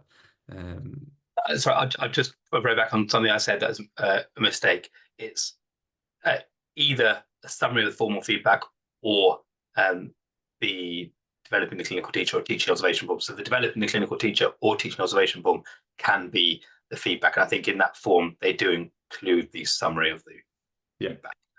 And I've also just posted on the chat a bit earlier an example of the like generic JCRPTB endorsed feedback form that you can use for any teaching sessions you're setting up. But I generally tend to always tweak those to collect other data that I want to collect personally. And I think that's worthwhile, but it's a good place to start. Again, it's on the chat if people scroll up. Yeah, yeah. Great. I mean, you've got months, right? A letter of recommendation is really no effort on your consultant's part. It is not a big ask, especially if you pre-draft it and speak to them in person. So this is the reason we are doing this today. So you're not in this gray area of, have I done enough or not? Go ahead and do it so you've got enough and ticked all the boxes, and then you can move on. So paired with teaching, we have training and teaching. And there is a couple of components here that I think we should touch on. And a couple of questions have already come through about the Teach the Teacher course and what if I did it online and things like that. Now, they have produced this additional component about the change, which, Balrit, do you want to touch on that first? Yes, I've just put that form in the chat as well as a link to it. Great. We're talking about training in teaching and the changes to it. Essentially, the change is that some people were doing these kind of on-demand teaching the teachers course, which is the reason why I can appreciate like you put these numbers in so people trying to get the points, and they previously would have scored you 1 point. Now you can't do that. You have to actually go to a session for a whole day and be taught about training in teaching methods. I would heavily encourage the Teach the Teacher course because it's very common and they recognize it. I went on the Teach the Teacher course, and I went on another Teach the Teacher course for ward rounds or something like that. So they do slightly different ones, but they just have to be a minimum of 6 hours, and it has to be taught live. So you can't be working through modules offline on the World Wide Web. Great. I've put a link to MedCourse, which is a directory of a bunch of courses that trainees can use. On that, it's got a bunch of Teach the Teacher courses with all the different dates and things like that. If you Google it, you can also find it. There is no best one. You know, they all are equally average. But you know, it is the way. You know, there are a lot of incentives in medicine. The higher qualification that may apply for some of you. Again, it needs to be completed by the time of application. Did you have anything you wanted to say about this section? So Sonda's put the slide together. I don't know if she jumped off. We can always come back to it if she's. Yep. No, I'm here. I'm just. I was just getting a link to Teach the Teacher course. Yeah, I've just send that now. So this is the slide so you divide teaching to experience. We've covered extensively. Training, the bare minimum that you can do is the Teach the Teacher course, and as Barrett said, it has to be an online live course. Nick and we both have sent links. If you have time, postgraduate diplomas now count for 3 points, but I think we're cutting it short now, aren't we, Nick, to have any diplomas for medical education. You can start it if you want to, preparing for your specialty training, but unfortunately it's not going to count. I've put a couple of recommendations if someone wants to do them for the special training. So that would be the South Wales University and Queen's. They are cheap in comparison to everything else on the market. Oh, that's very useful, John. I think someone's actually asking about recommendations for planning for PG sets or diplomas in the future. That's useful that you've done that research already. Great. Again, it's a lot of money and a lot of course, and as Sandra said, it's time. So I think if you have a passion for teaching, and you know it's something that you might want to build into your career, it'll score you points when you apply for as a registrar. Go ahead, but it is a big commitment to do a PG cert for the sake of 2 points compared to the other points we've talked about, and compared to this next section, which I'm just going to move to, which is quality improvement. So I think this, alongside posters and teaching, are the 3 areas where you really have got to aim to maximize your points by November, because you know these are the points which I think I think, again, no evidence here, but I think half of the candidates will be scoring quite well in these sections. You know, I think they're having a publication, having a postgraduate degree, I think that's the minority. But these sections, I think the majority of people will have, because everyone technically has access to this. You know, and I appreciate there may be some caveats to that, but these are the low-hanging fruits. So let's talk a little bit about quality improvement. Luke mentioned a really good point that you can try and tie this in with the other sections. Many of you may have started the QIP process, and I would strongly urge you to close that loop before November and get the documentation there. We'll put the link to the QuipApp form there, or in fact, actually, if you scan that QR code, that should take you to the QuipApp form. As Balric said, there are many alternatives that may count, you know, that might be good enough as evidence, but just get that QuipApp form, get the consultant you worked with on it or even registrar, I think, to sign you off, and just forget about it, right? Use the documentation that they, as the admin team, are used to looking at, and just give them that. It makes it so much easier. Should we have a chat about the components of the QI scores? Balric, do you want to open with any points? I'd actually just re-emphasize, I think if you're applying for IMT and you haven't got 4 points for QI, you've really ballsed up. It's unacceptable. You've thought about this application for quite a long time, and this is something that is, I think everyone has to do a QI project anyway as part of their F1. So you should definitely do a 2-cycle QI project and get it done and sorted before you finish at the minimum. And as I said, make it impactful, participate with others, share the points around, share the work around, and do it something where you can also score for your poster or presentation session, or just generally build your CV. In terms of the rubric, a minimum, so you don't have to lead the project. What I would say is that if you don't necessarily want to be doing lots of more QI stuff in your IMT years, for SBR application, the point scoring is exactly the same for QI section, apart from you need to have had a leadership role within the team. So you have to have some evidence of you supervising others. If one was looking ahead, I might say, good to generate a QI project now where you can work with others, and you can lead some people as well. And then that would sort you out for your SPR applications as well. In terms of what you need, it says a minimum of data collection and analysis, and obviously there needs to be a change action step as well. And I think that's the next line: involvement in the project where a change action step has not been carried out, but only suggestions for change created, does not constitute involvement in all stages. And again, I will just go back to this. We have a few questions today, but we take a lot of questions in the October course about, I've got a letter. Fine, you've got a letter, but you've got time now to fill out a QuipApp form with your consultant or on behalf and pre-fill it and ask them to countersign it. If you've got a letter and someone's written you a letter, they will also be happy to fill in this form for you. So just use this form, because it just makes your life a lot easier. You don't have to worry about whether your letter is going to be accepted or not. So that's the advice I give. If you've got a letter, get it converted to a QuipApp form. And I think this one's quite a nice section, because you don't need to look at sections 1 and 3, because those aren't really something that you should be ever aiming for. This is a very achievable 4 points out of 4. And that's it really. I don't know much more to say about it. Great. Anam had something more to say, one of the IMT leads who's not with us today because she's on call. I can try and play this video. Let's see if the audio works. Balric, can you let me know if you don't hear anything? Sure. I don't hear anything. Okay.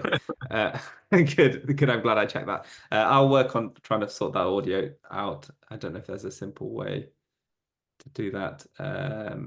But yeah, why don't I try and figure that out whilst Luke and Anya and Sondos, are you able to just share what you did for your QI projects? Because I think for a few minutes, why don't we just come up with some ideas for people who perhaps don't have a QIP under their belt already? Sure. So I think one thing that's important to keep in mind is, I think it's always good to try and work with as many colleagues as you can, just to make your life easier. And for my QIP, I worked with two other colleagues, and we looked at creating a survival guide, essentially for on-call doctors, on-call F1 and F2 doctors. So we did this by, our first cycle was just basically to look at common challenges and common difficulties that doctors faced while they were on call. And then we created a survival guide based on tips from ourselves and also from our consultants and registrars. And then our second cycle just closed it up. But the point about the QIP is that it can be done fairly quickly. So the earlier you start, as Nikhil said, the better it is.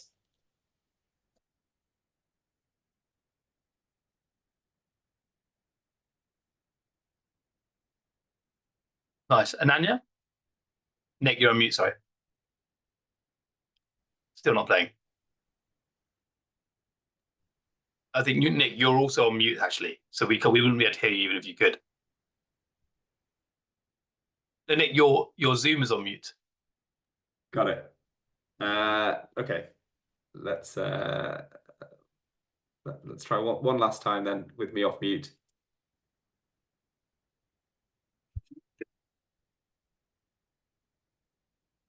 No.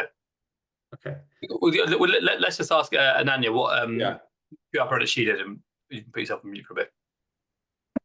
Yeah, I did a couple of QIPs. So one example is I looked at the referral pathway of dermatology referrals from primary care to secondary care. And I implemented alongside one of the GPs at the practice a teledermatology platform for the people at the practice to use.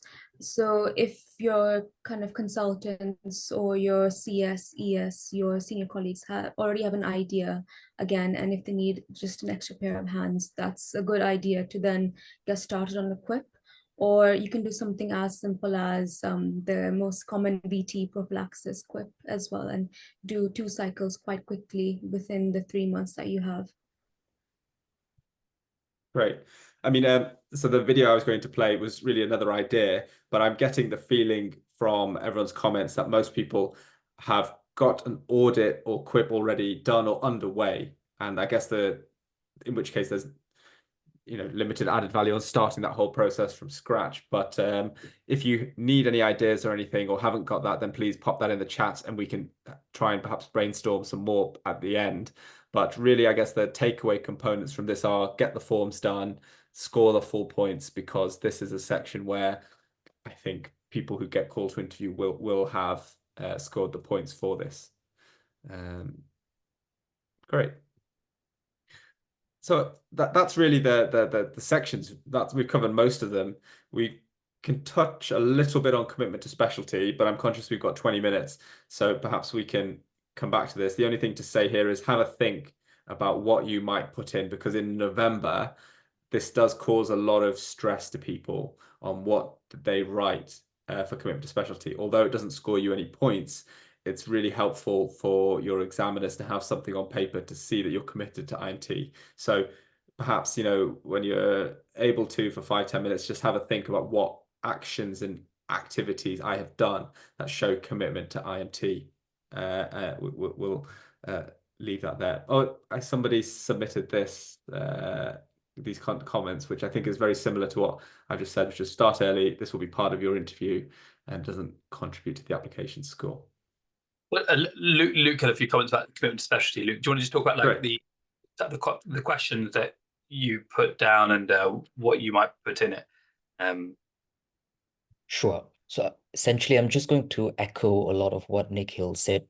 But as part of your application on Oriel, you'll have to answer 2 questions, which boils down to why are you choosing IMT and what steps you've taken to pursue a career in IMT. And this is my example on the screen. It's by no means the best example or the only example. But the point that I'm trying to get across here is that it's important to have a structure. And most importantly, whatever you put down in these white space questions will be asked later on in the interview. So as part of my application, I was very clear that I was planning to pursue a career in neurology. And in my interview for my portfolio station, out of the 4 questions that I was asked, 2 was purely based off neurology alone. So whatever you put down here needs to be something that you really need to be prepared for come interview time. And it doesn't matter if you are not sure as to what subspecialty you want to pursue, as long as you have good reasons as to why you want to do internal medicine, I think that should be more than enough. So try and prepare early. And the other question would be, what are the steps that you've taken to prepare for IMT? I've just offered 2 ways that you can approach the question. And again, this is just a rough guide. So the structure that I used was the CAMP acronym, which stands for Clinical, Academic, Management, or Teaching and Personal.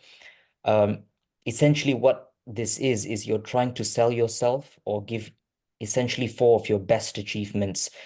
So the CAMP was what I used, but the other thing that you could possibly use is the self-scoring matrix itself, because inadvertently, the points that you've accumulated thus far are all ways that you've showed you're interested in IMT. So I would suggest try and pick 4 of your best achievements and then elaborate on them. But it's not only going to be restricted to your self-scoring matrix. So you can also include things like your MRCP or taster days that you've organized, or even conferences that you've been. But the point is to have a structure and to start early.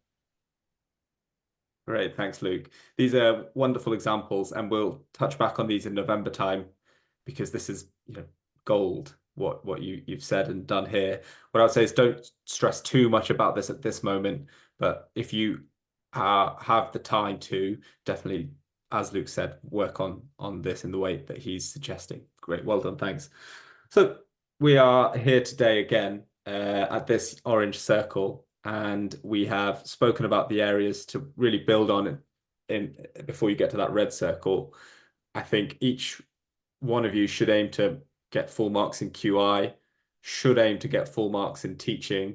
For posters, I think you should aim to at least score something. So I would say either regional or national, depending on what's available to you.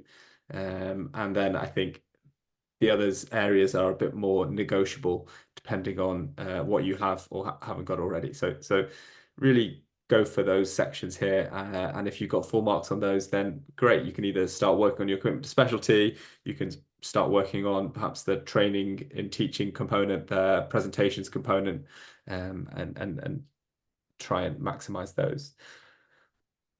What Luke said is really important, and we will talk more about that and how you convert anything that you do during this black stick into points when you fill in the form.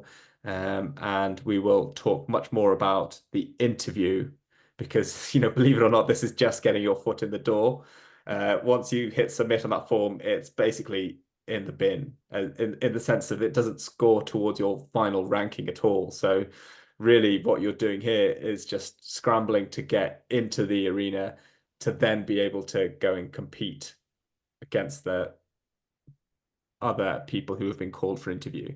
And that's a process which we will touch on closer to the time. And again, if you have scored all the points, then we can, you can start focusing on interview preparation now, because there is some value in doing that sooner or later. Valerie, do you want to talk about that now, or should we come back to that at the end? Yeah, well, what to talk about now? It was just to say, in fact, the types of candidates is quite good. I'll go through the types of candidates, and I'll talk about interview practice afterwards. Yeah. Look, I want to talk you through that candidate that we were talking about at the start. So he's your average medical candidate, and hadn't done anything terribly awful, but done a few good things. I'm scoring 5 out of 40, so was not getting an IMT interview. So this year, because they've taken out some of the sections, he's got the opportunity to do even better. So yeah, he did fine at medical school, got merit for anatomy in year 2. Previously, he would have scored 1 point. This year, because that section's removed, he scores nothing, as does everyone else. He hasn't got a master's. He still hasn't got a master's. Now he collaborates with an SBR, so like Nick or myself. I haven't got any projects per se, but as in, you will definitely have registrars that might be in the middle of doing their PhDs and want someone to help them collect data, and they get the paper turned around because they're just about to submit it, and he's listed as a co-author, 6 points, and he's 6th author on it. He decided he wants to do cardiology. He collaborates with colleagues at different trusts to do a QIP to reduce ECG interpretation mistakes front of door in AMU. That's 4 points out of 4. It's a 2-cycle quip. As part of that, they might do some teaching and put a few posters and other resources to help ECG interpretation.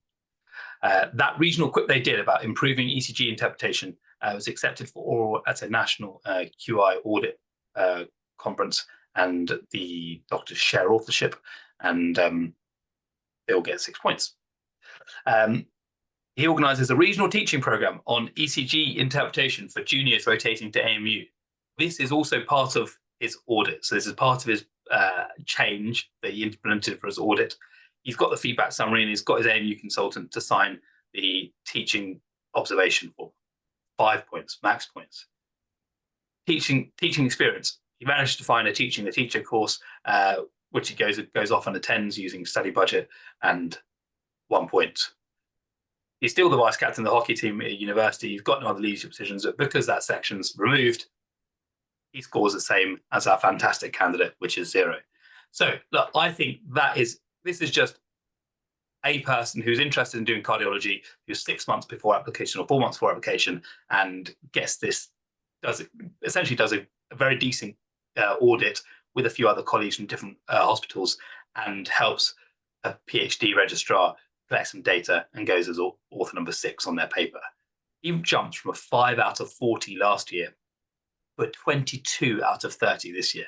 He's very likely to get an interview and puts himself in a very strong position to have things to talk about at interview, and be more like Bob 2025. I mean, compared to the other candidate that you spoke about at the start, both of these candidates are on the same footing going into that interview. Look, he's on 22, and but it doesn't matter. He's on 25. Yeah, and to be fair, their numbers don't matter once you get to once you get to interview. It's not counted at all anyway. So, and the score last year that you required is 15 out of 40.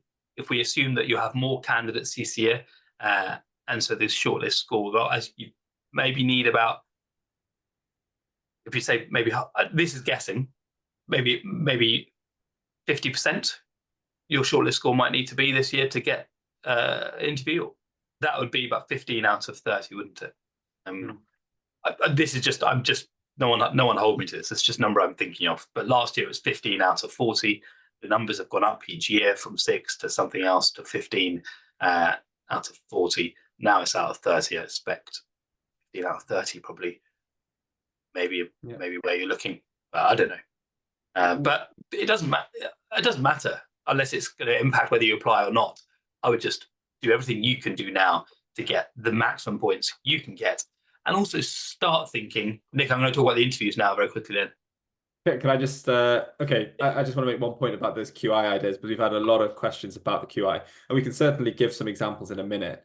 But just like we said about the poster presentations, focus on the goal that you want, which is that signed QIPAT form. So in your head, we can definitely give you ideas, but you need to have someone sign that form off. So my advice would probably be, think of who that person is going to be, go meet with them and say, this is the form I need to get signed off in the next 3 months. We are working together in GP, in ICU, in cardiology. Do you have any ideas on very simple QI projects I can do? Because more than likely your consultant will have ideas. If they say no, that's when, the things we talk about now can be helpful, just to give you an idea of how to think about them. But my first approach would always be try and find the consultant that you think, or registrar, that will buy into this process and sign you off, and work backwards from that, rather than coming up with the idea, putting in all the effort, and then trying to justify that meets the criteria to get someone perhaps who has not known that you've been doing this to sign off. It's always really easy to get them to buy in from the beginning. And if you want to tease and tempt them, you can say, look, I'm going to then write this up as a thing. Consultants get a lot of points for doing things that improves the service. So you're helping people buy this. You're not becoming a burden. You are helping people if you help solve their problem, rather than solve a problem that isn't directly theirs. So do think about that in the first place. And I think we'll take the examples and go through specifics at the end. Barrett, do you want to talk about just what people can do if they have ticked all those boxes and want to try and think about the interview, perhaps? Yeah, I would just say you're now 6 months away from your interview. The interviews run from mid-Jan to mid-Feb.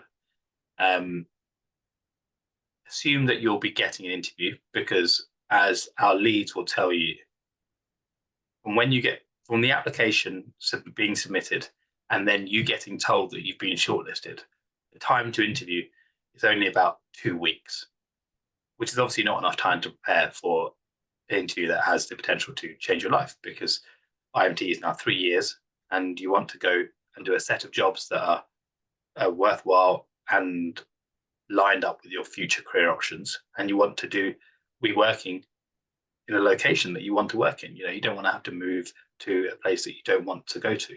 So it's very important not just to get a job, but to get a job in the region that you want and to get a set of jobs that you want. So your work now for the next 6 months is to put yourself in the best position to do that.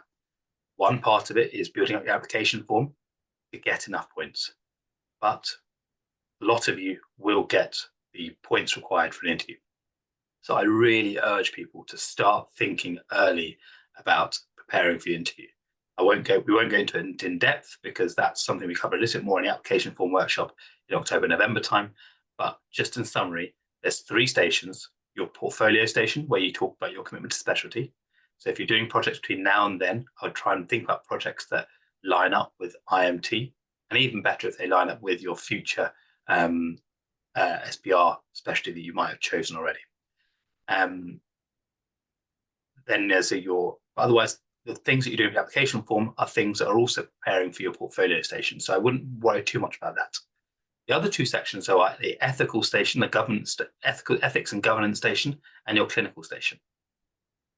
The ethics and governance station, there is a set amount of ethics and governance that you need to know for your ethics and governance interview. And that is something you need to put some time aside to learn. Doesn't matter when you do it, and you can choose, depending on the kind of person you are, but when you do it, you might want to do it now and revisit it nearer the time, or you might want to do it nearer the time. But nearer the time, you want to be really focusing on honing your answers and making sure you come across professional and concise. And you also need to prepare a 2-minute presentation for your portfolio station. So there's lots to do in that time close to the interview. So things that you can do early, get out of the way. So you might want to do ethics and governance preparation over the next few months. So the book work at least is done. And then nearer the time, you're just focusing on how to hone your answers. And then finally, the other station is a clinical station. Unfortunately for IMT, there's a huge amount of different specialties that IMT covers. So there is actually a lot of clinical knowledge that you need to know to deal well with the clinical station. And as Ananya, Luke and Sondos will say, you do have to prepare across all the specialties and build up your knowledge so that you can deal with questions coming in, and this isn't just front of house AMU questions, it will be more in-depth specialty questions, or it could also throw outpatient examples at you as well. So these are really important to start preparing your clinical knowledge base early, because you don't want to be there in November, December, trying to restart honing your clinical knowledge base from scratch, as well as trying to prepare your portfolio station at the same time. So I can't implore you enough. Try and start your preparations early. Do your things in tandem. Get your application form stuff sorted. Get your portfolio ready, but also start thinking about the interview, because that comes around after Christmas very, very quickly. And I think the feedback we had from all the candidates that came through Optimise last year is that, gosh, after the application form, you really don't have much time. I don't know if Ananya, Luke, Sondos, have you got anything to kind of comment on the preparation for the interviews? Yeah, I completely agree, Balric. Start preparing as soon as you've submitted the oral application. And maybe you can even start off preparing the clinical section of the interview first, because hopefully you all will get interviews, but it's not knowledge that is wasted as well if you're revising that. So start by doing that. And then the other 2 sections, the portfolio and the clinical governance and ethics one, you can kind of fine tune that a bit closer to the time. Nice. Luke, Sondos, anything to add? Yeah, I agree. Start early. I did use obviously Optimise Interviews, and I had a clinical gap from medicine for at least 2 or 3 years because I was in GP training. So it really helped me to get all my medical knowledge back in again, knowing the acute medicine stuff, especially for an upper GI bleed. Yeah. So yeah, I'd really recommend that as well. Nice. Yeah, I mean, I think the things to say though is we hope you will all get an interview, and that needs to be the focus, right? So all of this is really helpful if you score the points, but don't put off the maximizing of your points for this as an exchange. So this is the next step after you are happy you've scored all the points, because you could be the best candidate in the world, but if you don't score the points, if you're not Bob, you're not getting an interview. So there have been some chat in the group, which times really nicely with what we're going to say next. Is again to try and support this, and it's still a little bit of a work in progress. We are trying to set up different resources to help trainees go through this process, and Medfolio is something which we are about to launch next week, and so don't worry, you will get an email about all of this. And the primary purpose so far is for, as you go through your career, you will get Googled the hell out of you when you're applying for academic posts, when you're applying for your consultant posts, all sorts of posts. And so this helps you just upload your CV, and then using AI, it sort of generates you your own website. And that's cool. And that's a really nice feature which may apply for some of you, or maybe useful for some of you as you go forwards through your career. The additional feature that is relevant to where you are now is we are going to build forums and WhatsApp groups to help people develop on the tangents that we've spoken about. So if you want to try and collaborate together to make a regional QI project, or collaborate together, or get ideas and feedback on your teaching program, or if you don't have these ideas, like, we can help for the next 10-15 minutes whilst the session is here, but to try and maintain some continuity and build a sort of collaborative community in one place.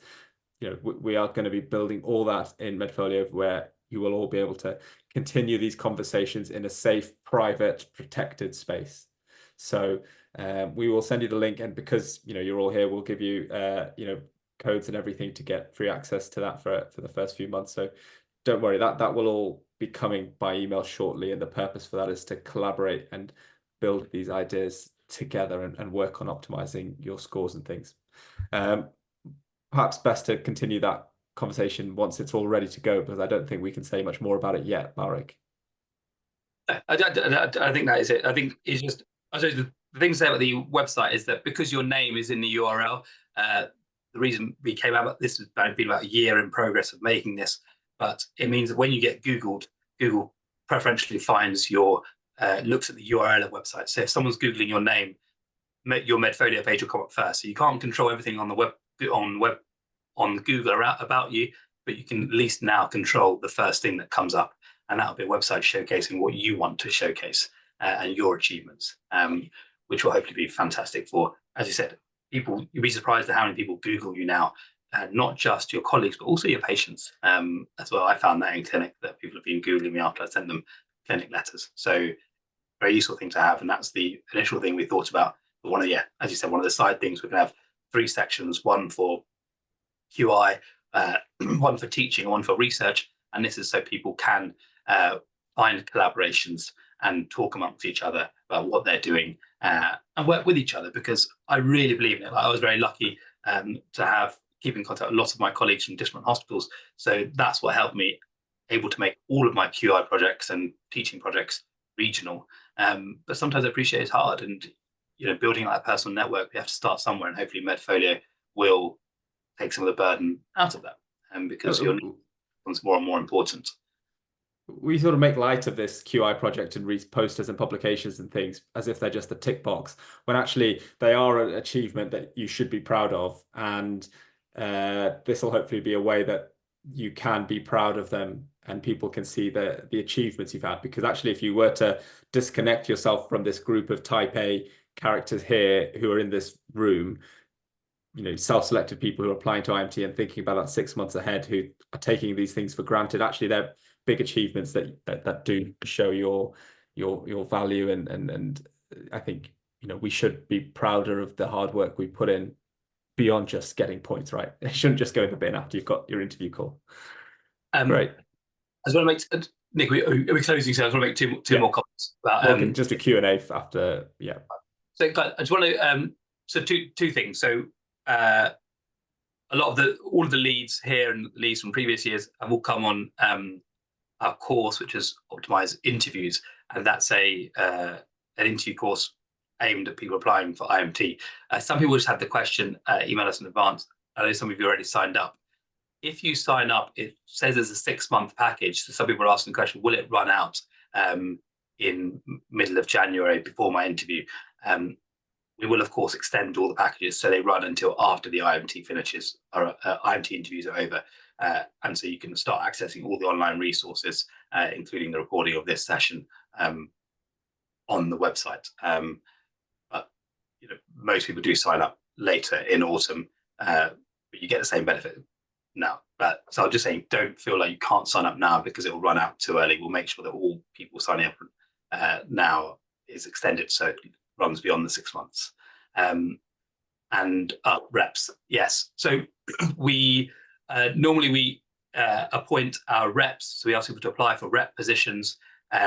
What an optimized rep is essentially the posters for the workshops that we put on. So there's 2 more workshops that we'll put on this year now.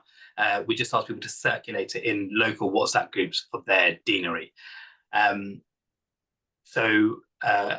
what we're going to offer in return is our leads and ourselves will do a reps only session where we go through each of yours application in a one-to-one session and give you feedback as to where you are now, what you could be doing, and ideas for how you might want to start preparing for the IMT application process and interviews. So that will be a reps only one-to-one session that will run, I think, in August. And if you want to apply to be a rep, you just need to send us an email over the next week. So we'll pick them at the end of next week. And that email should just include your name, what hospital you're going to be working at next year, and a 1-paragraph summary of what would make you a good rep, what kind of reach you'd have, and any examples of any similar roles you've had in the past. And then what we're aiming to do is to pick 1 rep for each deanery, and there will also be reps for people applying for SBR positions as well. And yeah, the leads will go through into a reps only session where we do a one-to-one rundown of your application and where you are now and what you need to do. So email us if that's something you're interested in, and we'll probably send out an email or something in the next day or two, just talking about that and a few other things from this session. Sure. But most importantly, guys, I do really want to focus on the fact that you've done a lot of the hard work by attending a session on a sunny July morning for 2 hours. So you're already ahead of the curve, and you're thinking about this far earlier than a lot of your colleagues are. I promise you that. So I really implore you, use this as a kickstart, collaborate with others, work smart, and think, what points must I have finished by November this year? And what is feasible? Don't try and say I'm going to get every point, because you can't. Pick the ones that will give you most bang for buck, and do what you need to do to achieve those. And we're always here to help. And I'm very happy now to take any kind of questions and personal questions people have about their own situations, or whether this will score or not score. But in general, guys, the other thing I'd leave people away with, you have got time now to use the Quip Out form, to use the Developing the Teacher form. So if you've got a letter of this or you've got a certificate of that, just get it converted. Everyone says it's difficult, but some people say, oh, it's too difficult because I don't know them anymore. You can always get in touch with people again, and no one's going to bite your head off for asking. And if you haven't asked, then you haven't tried. So that's just something I'd say. It makes your life a lot easier come November, and it means you can focus on interview preparation and getting your IMT post. Yeah. Great. And then I guess just before we open to questions, Luke, Ananya, Sondos, thank you so much for giving up your mornings as well.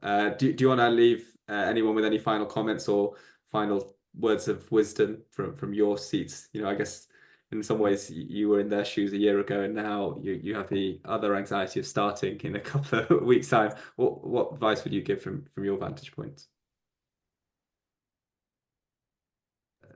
Anyway, yeah, Luke, do you want to go first? I think there are two things that I've learned throughout this whole process. And the first is to start early. I think there's no harm at all in starting early. And the earlier you start, usually the higher quality work that you'll be able to produce. And you'll also be able to prepare ahead. So that's very important. And the next thing is, and this was very important for me, is to work with others and to realize that everyone is here to help you. Sometimes when it comes to reaching out to consultants and registrars, don't worry about being shy or anything like that, because most of the time when your seniors see that you're someone who's passionate about pursuing internal medicine, they will be more than happy to help you. So never be afraid to reach out.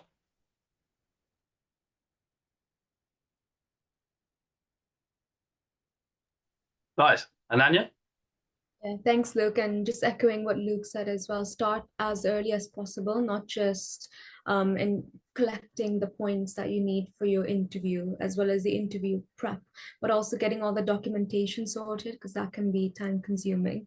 And again, just work with the people around you, work with your colleagues, because you're trying to gain the same points, work with your senior colleagues as well. They'll be more than happy to help you. And in a way, it's a win-win situation, because they often also need a pair of hands to help with their projects as well. And try to justify all the work that you've done with the right type of documentation and the right forms as well in time. Nice. Sondos? First of all, you all are here. You've done your first step. You know what you're doing now. Just follow that. Keep going. Know exactly what you need to achieve. Tick the boxes. Be smart. That's it. Love that. Really good. Guys, Nick, anything else, or should we open up? No, I think that's great. I think this is the end of everything we had prepared. So, thanks again to everyone, and thank you all for logging in. We hope to see you all in November at the application form group, where you all have maximize your scores as much as possible and be sat on the right side of that histogram, I hope, and keep an eye out for that Medfolio email with more information about that, and also do become a rep. It's great to work closely with so many of you, and yeah, thank you all again for logging in. Nice. And before we start the questions, any other questions? Just thanks very much to Nick. He's done an amazing job talking through the session. So thanks again. And Balric. And you, Balric. Thank you. I always have to do it. Right, yeah. So this is now relaxed. I think if people have got any questions and are waiting to the end to ask them, you can put it on the chat, or you can unmute yourselves. But the session's kind of over, so you can go off and enjoy the rest of your Saturday afternoons. Or you can raise your hand if you want to, whatever you order people want to. Let's have a look. Whilst people raise their hand or come off mute, let's have a look at some of the comments that have come through about applications. Someone wrote about preparing for MRCP. Yeah, I think Luke and Sondos, you gave good answers that it's helpful, but MRCP is no joke, right? It's a big undertaking for a large chunk of your life, and make sure you can commit to the work you need to do to get the application form scored. I think the thing I always think is everyone ends up passing MRCP, right? It's by the virtue of them getting a registrar and being a registrar, they've passed it at some point. The application form is black and white. You either get the job and you start your training in August next year, or you don't, and you have to find an alternative thing to do for 12 months of your life. So I always find that asymmetry really interesting, because people spend so much effort and time on MRCP, but actually your interview is going to potentially dictate where you live, where you work, which sort of hospital you work in, whether you start in August or August next year. So don't underestimate the amount of effort you need for this whole process. I want to really recommend so much more important to spend more time on your interview preparation than it's MRCP. You'll pass it. And MRCP, the only other thing to say about MRCP, some people were doing it in January around the time of their interviews. I'm always for doing MRCP early and just keep going at it until you finish it. But I probably wouldn't schedule my MRCP exam session in January, February time. You just don't want to be preparing for two things at once. There is normally a September sitting. I don't think that's unreasonable. You want to do part one then. Part one doesn't really help you much with interviews. Part two might be a little bit more helpful for interviews. But as you kind of see in some of our videos, actually the kind of etiology of a disease and like the epidemiology of a disease, that's important part for MRCP, but actually it's less important for interviews. It's not really what they're going to ask you about in your clinical station. So the clinical information that you prepare for your interviews is more actually to do with a bit about how to diagnose, a bit about the scoring criteria you might want to use to diagnose the severity of this condition, and actually pragmatically, what do you do next? You tell your registrar, what are the kind of small bits that you've learned from being a doctor that actually really help this patient. So those are the kind of things that you want to start learning for your clinical station, because they really help make you a 5 out of 5 candidate.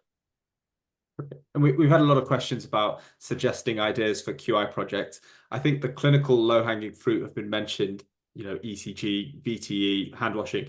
But the problem is a lot of those are pretty saturated and they've probably been done in your hospital. My general advice would be think non-clinical, right? Because as an F1, F2 fellow, you won't get exposed to how much strain the NHS is under in terms of waiting lists, patient satisfaction, time taken for a patient to go for the CT scan, food, things like that. So you can do an audit within the NHS that has nothing to do with clinical, right? Patient satisfaction of their meals, discharge letter quality, GP, perceived interest of the discharge paperwork, or any sort of communication issue, interdepartmental communication, how long it takes for referrals to be seen, how long it takes for referrals to be made, what holds up a patient at discharge. All of this is just, you are in charge of patients' admission and discharge process, but we focus purely on the clinical when it comes to this. Actually, you can improve the patient experience and contribute much more meaningfully than doing like the 10th VTE audit of that year. So do try and think outside the box, especially if you're working in somewhere like GP or ICU, where processes and pathways are super important to providing a good service. So that would be my advice. And if there's anyone who's even after that wants something more specific, I would say first think about asking your consultant who you think is friendly, and then raise your hand and we can definitely try and troubleshoot some specific ideas based on where you're working, who you're working with, and your specific situation. I would also just want to say, try and think of ideas. I think it's worthwhile to go to a team or a consultant with an idea, but try and think of ideas that can also be replicated in other hospitals, because that, like something generic, if it's a very specific thing to your department. Let's say, for example, in Hammersmith Hospital, we use these portable echo machines, and they're a specific brand. If I'm doing an audit into how useful these specific brand echo machines are, it might not be one that I can easily make regional. So from the off, I know that's going to be a local QI project. It may have its other merits, but it's going to be a local one. But something that is being done at every hospital, ECG interpretation at front of door in AMU, that happens in every hospital. So that is one that you can make a regional project, and people might be happy to support. So it doesn't take long. It only takes about an hour or so of brainstorming to come up with the best idea for something that's feasible. And if you want to scale out to make it regional, and if you want to link it to teaching or something else that you're going to be doing alongside it, to do that as well. It's just about thinking about that. Yeah, that's what I'll probably say about the audit. Someone's asked about the teacher live course. I'm sorry, I might just have to Google it.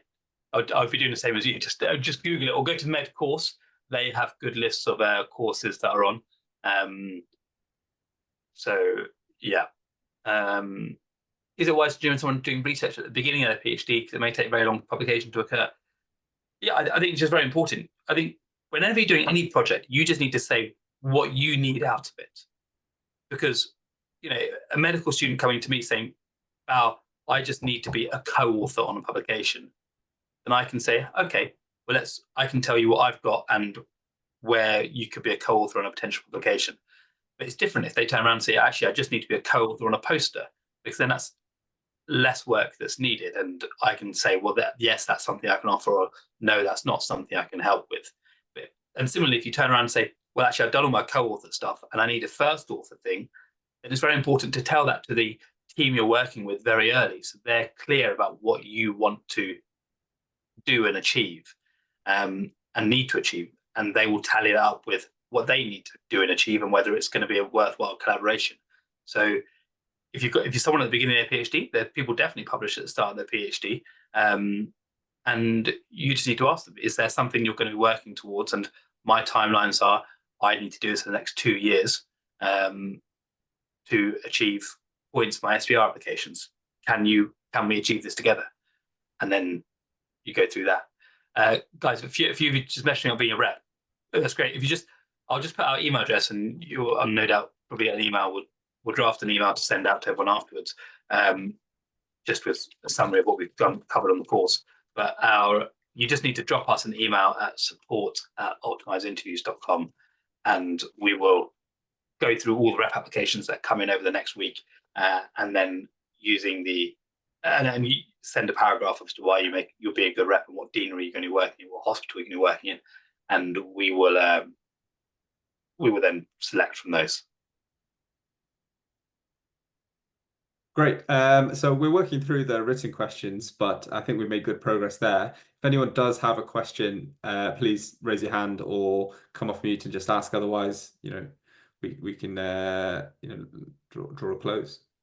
MRCP part 1 helpful to know, because the MRCP part 1 is actually more about, like, I don't know, which adrenal receptor is affected by this beta blocker. I actually really enjoyed the exam. It's a really nice one to work for, and it gives you a lot of basic science grounding, but it's not useful for your IMT interview. And obviously, yes, it's a step that you need for your MRCP, so good to talk about in your commitment to specialty, but not much else. And don't do it in January, February, whenever that sitting is. Great. Any other questions? I know there are loads of questions earlier about, like, QI ideas.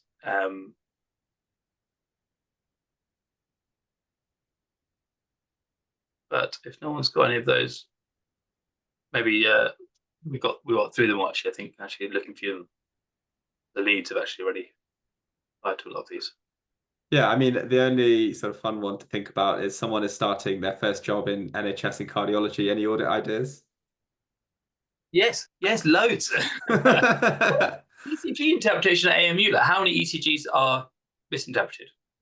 Or referrals for QT prolongation. How many of them have miscalculated the QT interval, and how can that be improved? Echo. Yeah, for the QT one, there's a nice paper called Teach the Tangent Method. So you could measure how good people are at measuring QT intervals, teach them the method, and then re-audit them to see if they're better. Very simple audit you could do in 2 days. And your colleagues are genuinely like happy, because they were like, great, you've taught me about how to do the QT interval. Everyone hates the QT interval, but once you understand how to do it, it's very easy. But what I'd say is make sure you have a consultant who cares enough about the QT, right? So they need to probably be an electrophysiologist, which is why it's so important to identify who is going to be signing that form at the end of the day, and then working backwards. Yeah, like, you could say that I'm going to do a lot of the work, and you can identify a registrar who will kind of take on a lot of the responsibility for the teaching session with you, and a consultant will just be signing off at the end at the end of it, because that's only a worthwhile thing. You're saying that I'm going to audit how well people know QT interval, and then you're going to say we're going to put in this implementation, and we're going to see how things change, and then we're going to re-audit it. Like, yeah, I think that's a nice one. Nick, can you put the link in the chat about the paper for QT intervals? Someone's asking. Yeah, sure. Regular teaching sessions, loads of ideas. I think IV fluids are actually very poorly done. People prescribe on surgical wards, people prescribe IV fluids, and it's always just normal saline after normal saline, and no one's looking at their actual daily requirement for fluids, their daily requirement for sodium and potassium, and these are patients who are often nil by mouth. and glucose. So I think that can be done so much better. So you can actually, I linked it in with an audit. I did a project on an audit on IV fluid prescribing. I then found that it was so poor, and there were quite a few significant incidents, that I actually presented it. I then set up a regional IV fluids teaching program and used that as my regional teaching. And that, I suppose, counted as one of my audits as well. Because I think when we applied, you had to do two different audits. So yeah, IV fluids is something that I think every hospital will have, because every hospital will have a general surgery ward where IV fluids are poorly prescribed. And it's one you can easily collaborate with other colleagues in other hospitals to do a regional teaching program on what are the basics for F1s coming in about how to prescribe fluids. That's an idea. I did ECG teaching for F1s when I was at F2. Just do something you're genuinely, you think you're interested in, you've got a good knowledge base about, and people will always enjoy good teaching. And for that one, actually, if you've got there's I don't know the story, there's a lessons learned conference. So I submitted the serious incident that we had where a patient went into pulmonary edema, and there's a lot of learning points from it. And I submitted it to the lessons learned conference, and that doubled up as an oral presentation national conference. It's actually a really good conference. Everyone talks openly about mistakes that they've been in or done themselves, and talked about their learning points. So you learn so much from it. It's a really good conference. Yeah, lessons learned. Chris Allen used to do. I don't know if he's still doing it.